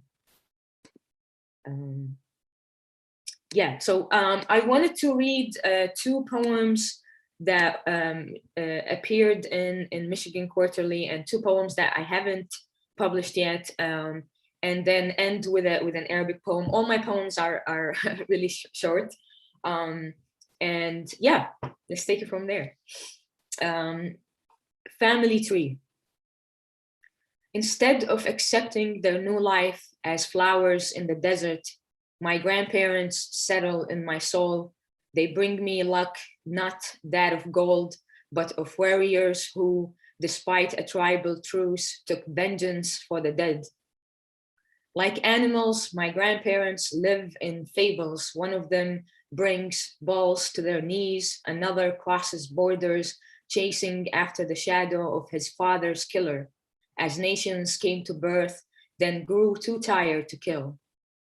My grandparents are nonsense. They cannot break down letters. Their language is as foreign as their enemies. They spit in three tongues of songs, silence, and sorrow.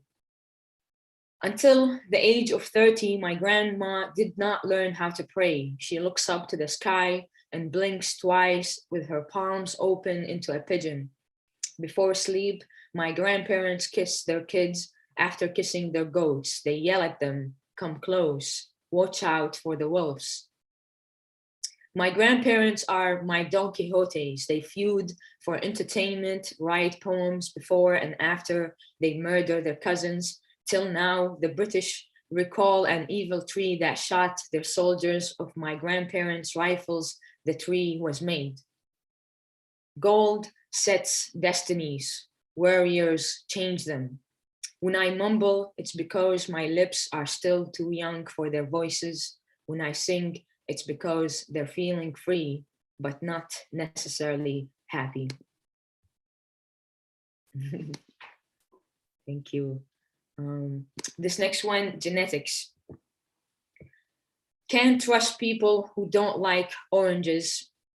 I once had a friend who hates oranges, squeezes her eyes at their smell. Of all scents, she only inhales perfumes and burned rice. Her full lips don't yearn for juice, bitter, sticky sweetness. At the top end of her mouth, she can't teeth off the body of an orange, truth, art, or pussy.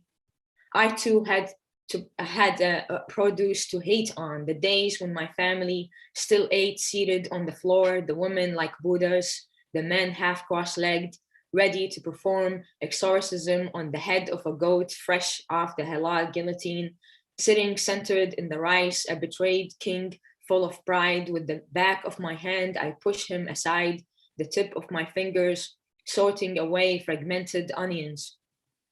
I grew up in a country where people eat with their eyes and could hire someone to chew their food for them as to reserve their own for bigger sins. A whole generation who complains of tomatoes for being red and not sweet. One day, my dad bought a dining table. We stopped using fingertips and chasing onions. The men and women sat equal, the newspapers saddened to not be stained. Today, I crunch onions like apples, or like carrots, which my mother crushed to cure my blindness at her first test to her motherhood.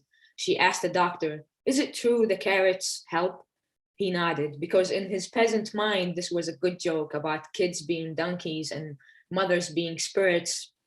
Every day she made me a carrot juice until everything tasted of carrots. I began to see visions, nightmares, stories of a mother who turned her daughter into a donkey. My mother never tried again to save me. Nothing works, she says. No longer believes in vegetables, fruits, or motherhood medicine. Can't fix mouths or eyes, she says. Can't be genetics.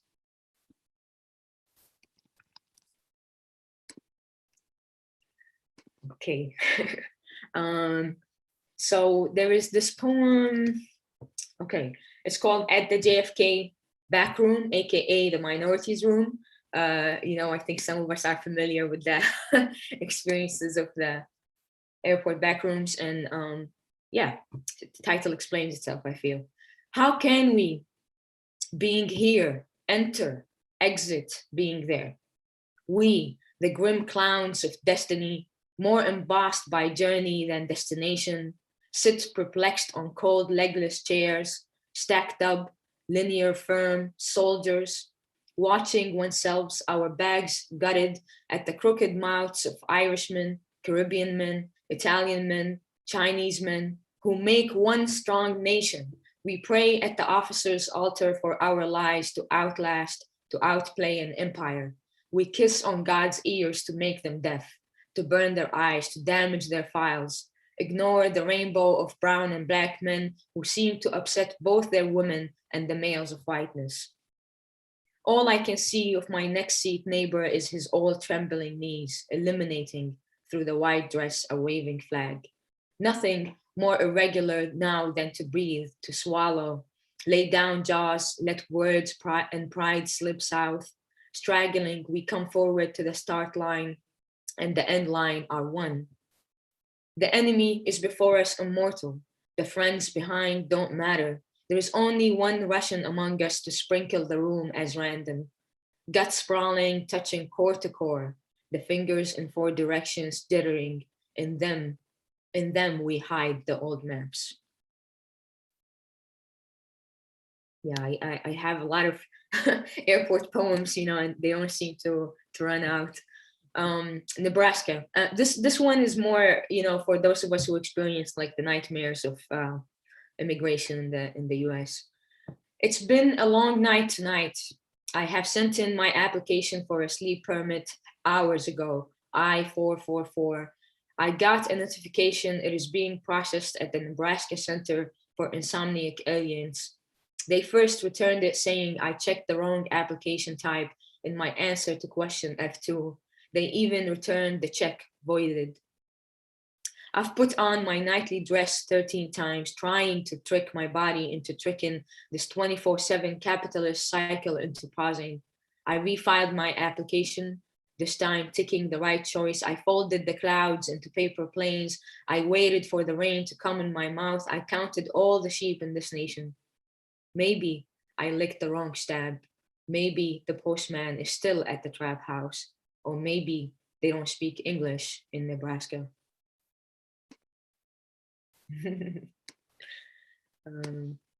Yes. Now is the Arabic poem to close with. جسدي مركبتي.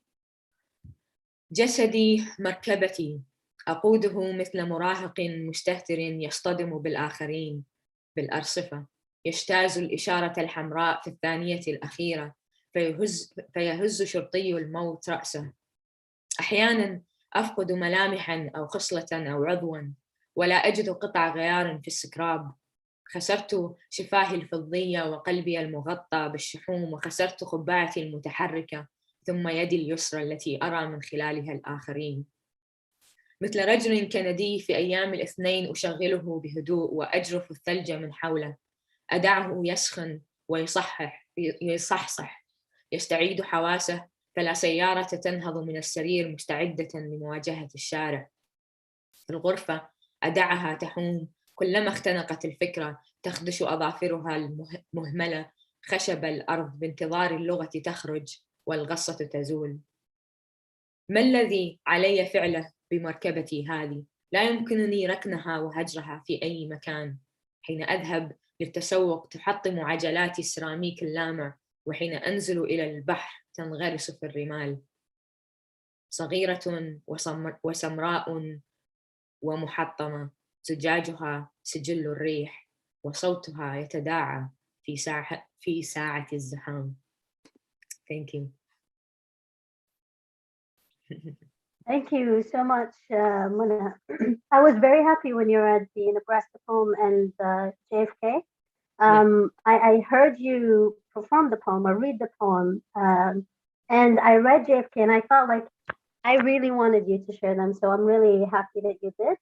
This Arabic poem I've never heard before, but it seems like there is a continuation in terms of the body as a vehicle, language as a vehicle, and the kind of obstacles that poets have to face in terms to speak or articulate that which is, in essence,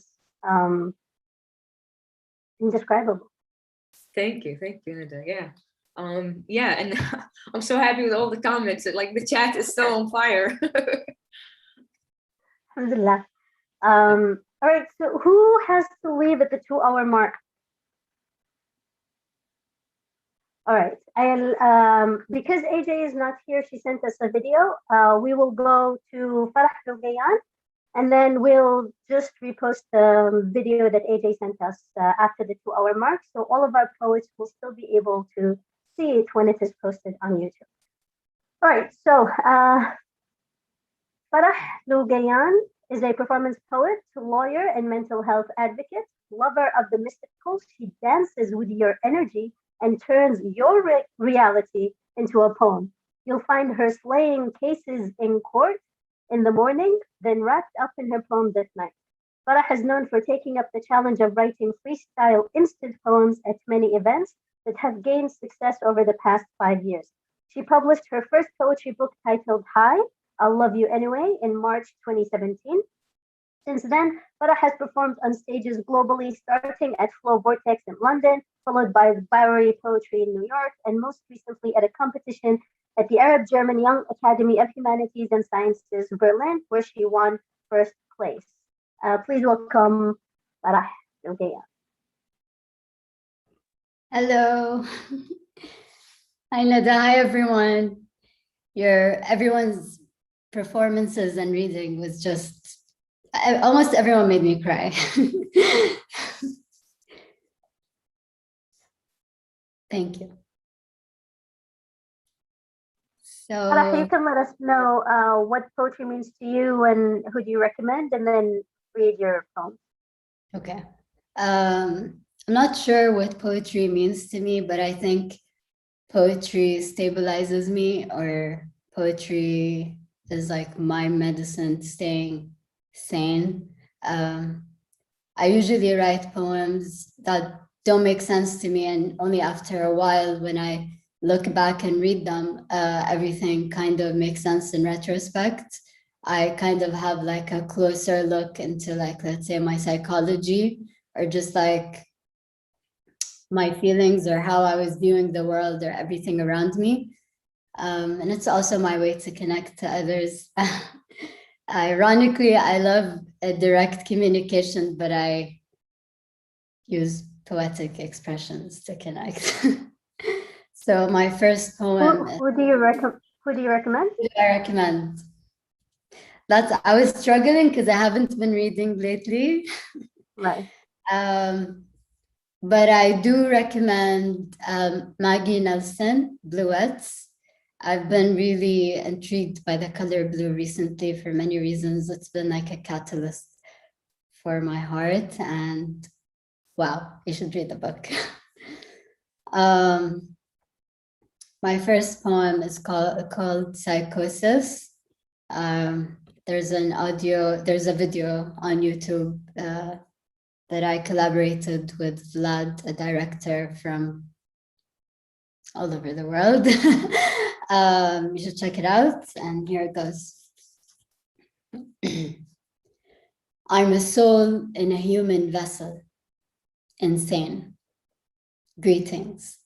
I leave a jar of water and Himalayan pink salt by my door to dissolve the drain.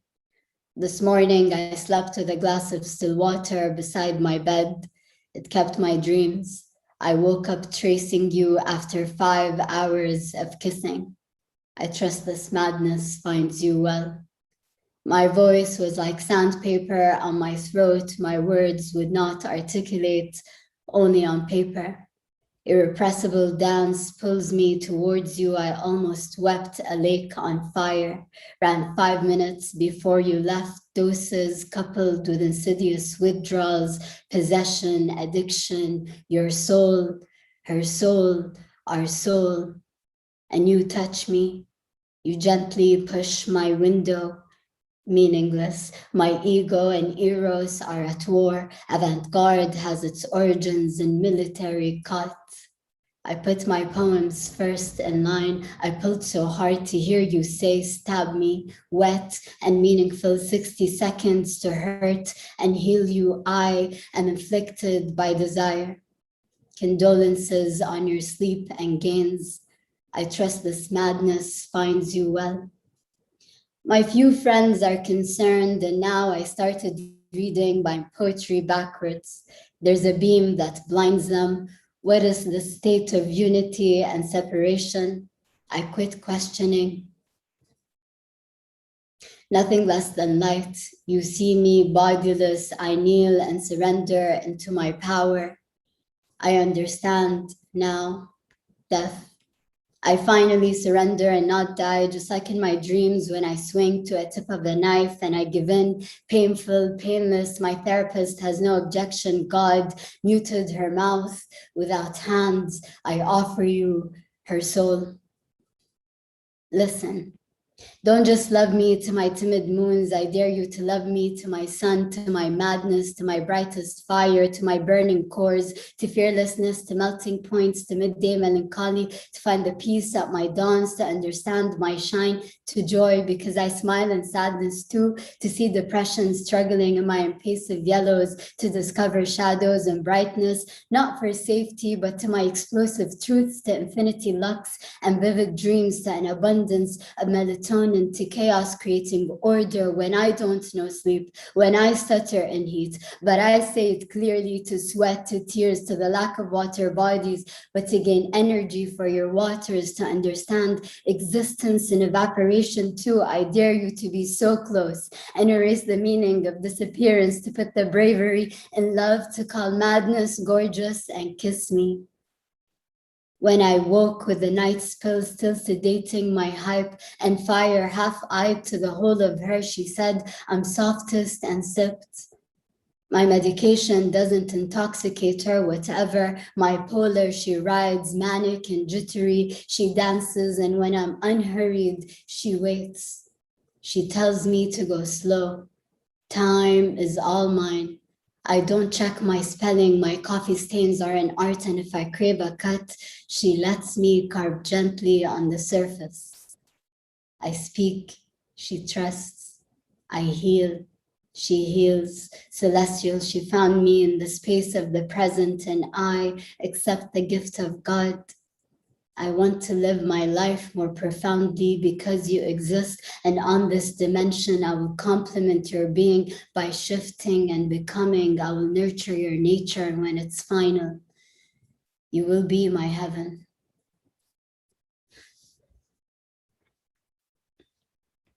Thank you. Saleh, my God, thank you so much. Thank you. Thank you, everyone.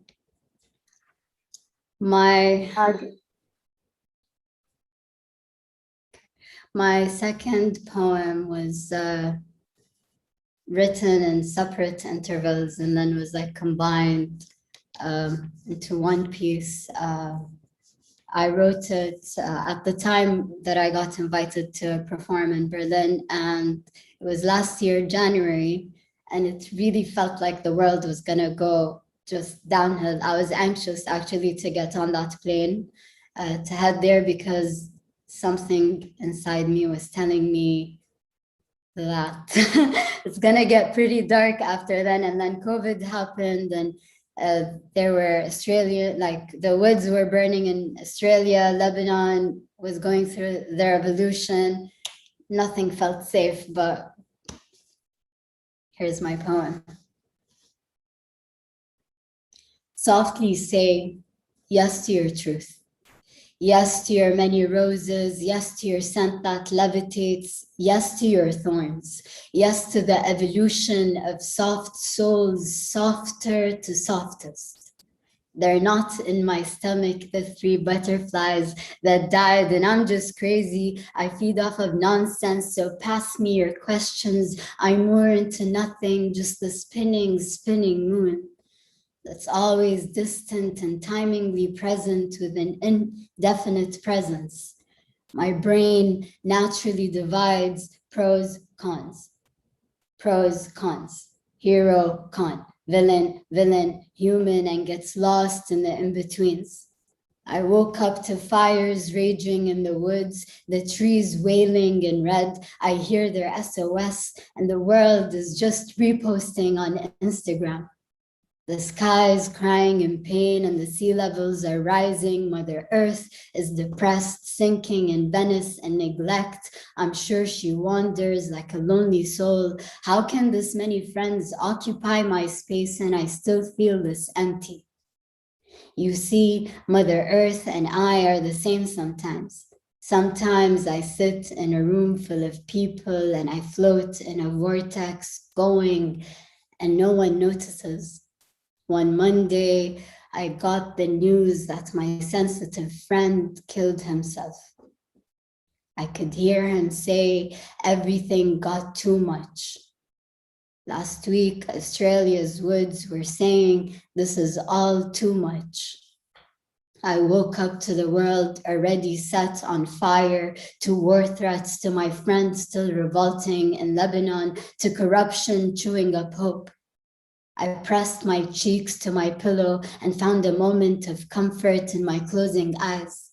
My heart longs for our coexistence. I prayed 5 times today because this week I truly believe in freedom. I do not mean to be a coward. I'm still fearless in fear, even though everyone's hurt is queuing in my heart. I spent all my life trying to avoid the news, and here I am at the forefront of this panoramic view of humanity. Here, on my way to Berlin, an Uber driver told me her name is Cobra with a K. In Persian, it means a woman with a big heart. Maybe I am a cobra. Maybe my venom is love. Maybe it's venom because many lack empathy, because love today is equivalent to the number of likes on an Instagram post. Because no one is following their heart, just following their influencers. Every morning I say it is safe to love, out loud to reassure the light peeping from my heart. My tears have been swelling up at the footages I'm receiving on WhatsApp. of love and unity in Lebanon, of this burst of enough and dance for freedom. Braver than I am, Mother Earth practices freedom of speech even when the politicians say nothing. Nature is its moderator, the unviewable emotions negated by her motions. She engulfs us to empathize, to feel her feelings. I am like Mother Earth. I think of loving you, then I think of war. I think of surrendering to you and how that might take away all my strength to fight a war that could destruct the world and take you away from me. Even though the second I feel you might leave, I wake up and set the whole world on fire. One winter, an astronaut snapped a portrait of delicate Earth from space in 1970. Naked and raw, called it blue marble. Blue marble doesn't look the same, just bruised and blue and cold like marble. I confess to have had a love affair with every city I touched.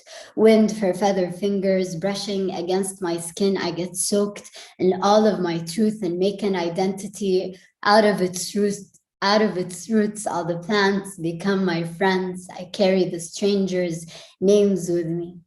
Cobra, Uraq, Eve, Clementine, Saeed. Cities for wombs, Mother Earth wraps me. So please wake her up. She swallowed the snooze button. Winter skipped fall. Summer rain was spiraling down. The sun in her throat is burning. A war of the seas and skies. A craving for life versus a temptation to die. A metaphysical jump with a physical leap of faith and a rebirthing death. The poetry won't poem. The silver on her waist. A woman, a moon of direction in her womb. Intuition won't poem. Let her dance.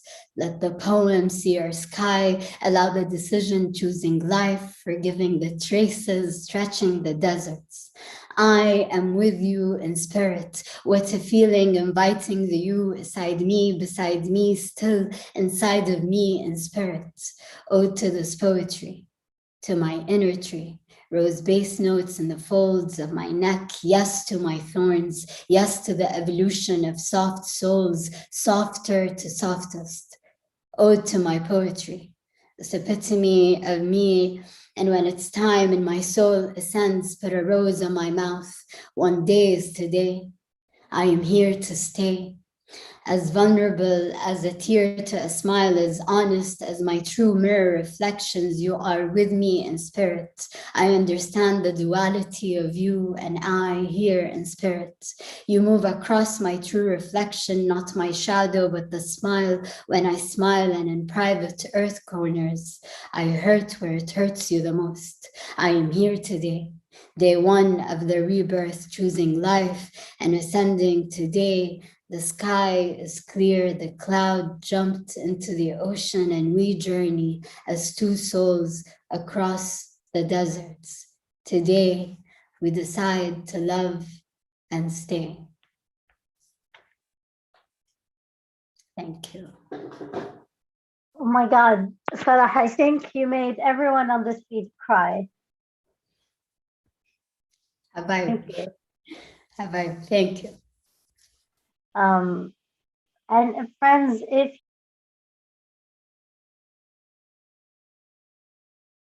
You're on mute, Nada. sorry.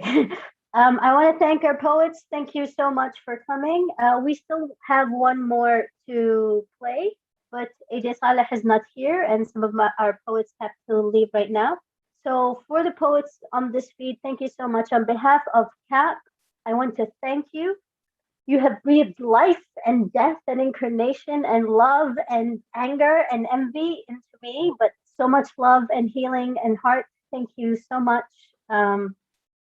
If you have to leave, know that you being here is appreciated. Thank you so much.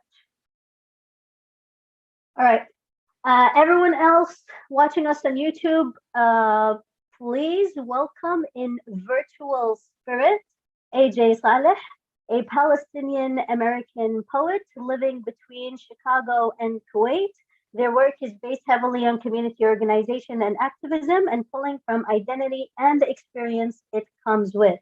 AJ is the co-founder of Kuwait Poet Society, again, heart, a youth poetry collective, and carries a bachelor's degree in engineering. AJ is an enthusiast, a Libra, and one of those people who spends too long in a joke until it stops being funny. On Instagram, it's AJ underscore Saleh. On Twitter, it's underscore AJ Saleh. And let's share my screen. The form of resistance, of heat. Does this work? Everyone? All right. I will, if I mute myself, does it also work? Let me try. Hello, my name is AJ Saleh. I couldn't be here live today, but I'm thankful for different ways of connecting that still allow me to be here. I'm also thankful for the contemporary art platform, for reaching out to me, for believing in my work, especially enough to be a part of this amazing lineup. I've been writing for as long as I can remember, as a form of resistance, of healing, of record keeping. And I think a poet that truly encompasses that and encompasses what I look for in poetry is Hanif Abdul Rakib, in his various poetry collections and chapbooks, as well as his poetry, as well as his prose and his essays. He's definitely a poet that everyone should check out. These poems I'll be reading today are very much in response to events that have occurred in the past couple years, as well as experiences that occurred before all of this. So it's a little bit weird to be reading some older stuff, but it's always good to remember that times change, and as time goes on, we change as well. So this first poem was written in 2019. Someone plays Nancy Ajram at the function, and all the boys melt like hot metal soaked in hellfire. Each torso a toe dipped into the murky water of what's been unknown for so long. They are 7-layered molten rock, half liquid and 2/3 fire, a trembling before it is spread. In the sway, the jaw unclenches, the fist unfurls. Whatever has burnt in ash and smoke comes back to love the flames, to beg them rekindle and wish them apart. We say we come from men so still the birds mistook them for homes. We say the birds never really left, knew the cold would come soon enough, even with the forest alight, even with the skin sweat-soaked and roaring. What is forbidden does not unbreak the dishes, does not wash the dinner off the walls. What is forbidden but the hips untethered, unearthed from the burial they did not deserve? We say we come from men still, when we mean we come from coal, from abandoned nest too dry to save. We say we come still, like birds awaiting winter, a whimpering before we have gone. Our suns are promised burning, and so they burn, until the chorus arrives with the wind, until the movement sets them free. So that was Someone Plays Nancy Ajram at the Function. This next poem was also written in 2019. And it's called We're All Moshing, Man. I'm invited to a hardcore show by a white boy with big arms who claims he has a crush on me. It is in a basement in a suburb of a suburb in Indiana, and the best band in the world is playing at midnight. I don't accept or decline. The night before, on my way home from a poetry event in the middle of downtown Chicago, I am told by a group of white men with big arms that I don't belong here. I don't go to the show. Instead, I watch videos on Snapchat curled into my bed sheets, and in them, the boy catapults himself off the stage and into a crowd of strangers who hold him up like a symbol of power I never had the privilege to carry or to be carried by. They are all half bruised, almost broken, and emitting a low growl that shakes the suburb of a city that they do not own. The boy asks me why I didn't come, and I tell him I don't belong there.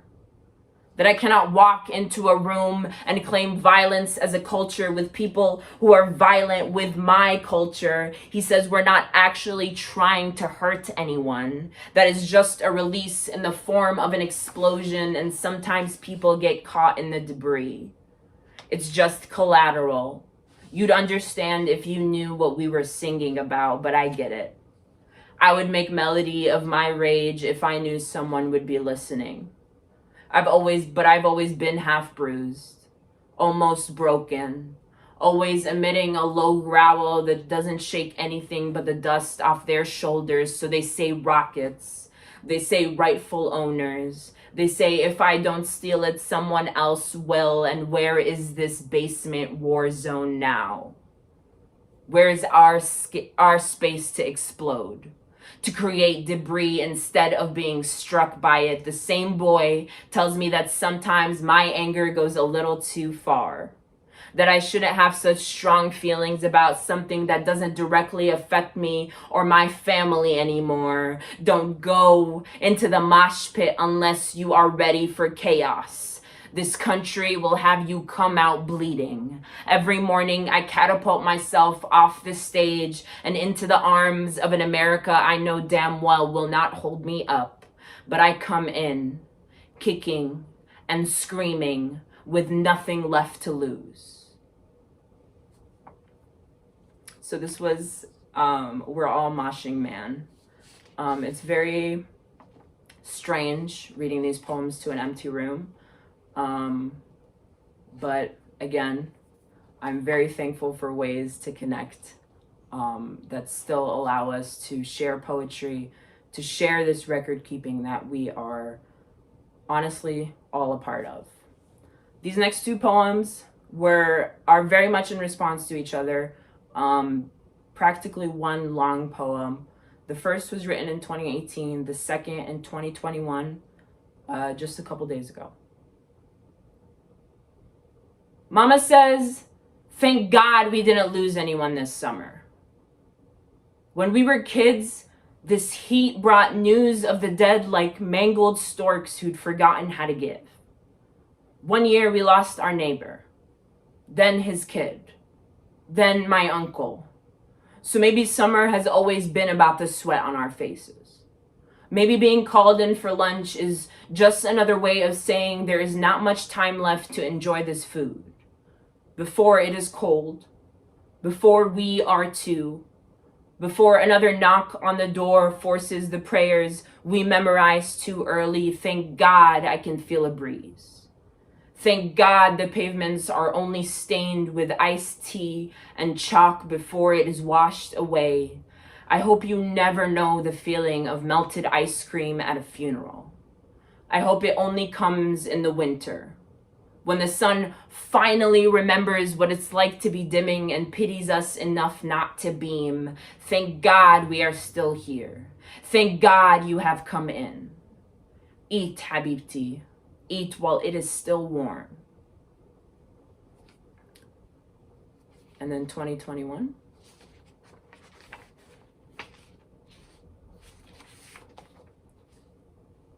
I tell Mama, I watched the man grow cold today in an open room full of rain-soaked sobbing and so much loss that we could not count on our fingers what had already slipped through them. So maybe grief has always been about the season. Maybe each phone call is a settling of sorrow into a new home we are unable to leave. until it is stolen or demolished, or no longer swelling with lonely behind a border that will not let us back in. So maybe it is good to thank God that we are not alone, that we are still able to thank Him for placing the pavement, for allowing the sun to swelter, to dim, to keep the food warm at this funeral, and all the others before, and all the others to come. I hope we never forget this feeling. I hope we slip through, knowing that we are not the first or the last to eat in a home too cold for us to stay. So eat, Habibti. Eat while we still can. Thank you so much.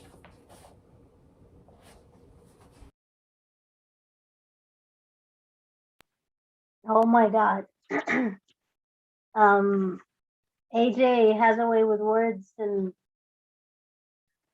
the way that feeling operates in the poems, just like I can't even, the line, what was it? I hope you never know the feeling of ice cream melting in a funeral. That's, oh my God. Yeah, so I'm getting very emotional, and we have reached the end of today's event. I want to again thank all of the poets for coming and sharing their beautiful linguistic hearts with us. Yeah, like Karina just wrote in the chat, I am ruined with her words. And this has been my experience basically with every single reading, every single poet. In a way, it feels like every single poet approaches language and poetry in different ways, and yet at the core, at the absolute nucleus of the writing, it all comes from the very real place where writing has stakes, and these stakes are real, where people are trying to grapple with individual identity in the midst of complex communities, where people are trying to imagine a future in a very turbulent and dark now, and having to carry the burden of a past. I am blown away by the readings of today's event. So again, I want to thank all of the poets for coming. Friends on the internet, if you're watching this, if you want CAP to present more poetry related content, more workshops by international poets, more seminars, more book clubs, or anything in relation to poetry, if you are in fact wondering what does poetry do in a world like this and want to know more, reach out to me or reach out to Ibrahim Farghali, our liaison at the Contemporary Art Platform, because if you want this content, Ibrahim, you're unmuted. Sure, of course. We will be very happy to do seminars like this if people are interested. Right. So please either reach out to me or reach out to Ibrahim and Cap, and we will, inshallah, labbi nida, and we'll do much more poetry related content, and to show you at the core of why poetry matters. It is, as has been said today, an intimate form of language. It is, as has been said today, poetry that draws the truth, a picture that is beautiful, but not a cliche beauty. And as it has been said today, poetry is absolutely political. You cannot escape the political dimensions of poetry, even if you try, because writing escapist cliche poems is still a political choice that one is making. So again, thank you everyone for watching. Thank you, my wonderful poets, for sharing your beautiful work. And inshallah, until we meet again, Ibrahim, would you like to say something? Yeah, thanks for all of you, and thank you, Nada. I've been waiting for two years now to make this, so don't be late next time. Inshallah, we have to make it. Inshallah. And if I do a PhD, though, you're gonna have to wait a while. But no, he's Ibrahim's saying he's been waiting 2 years because I was in New York working on my MFA. But yeah, we would love to do more. We have a lot of ideas. If there is hunger for poetry, we have, inshallah, the connection. We can bring it to Kuwait, but just let us know. Thank you Okay. so much again.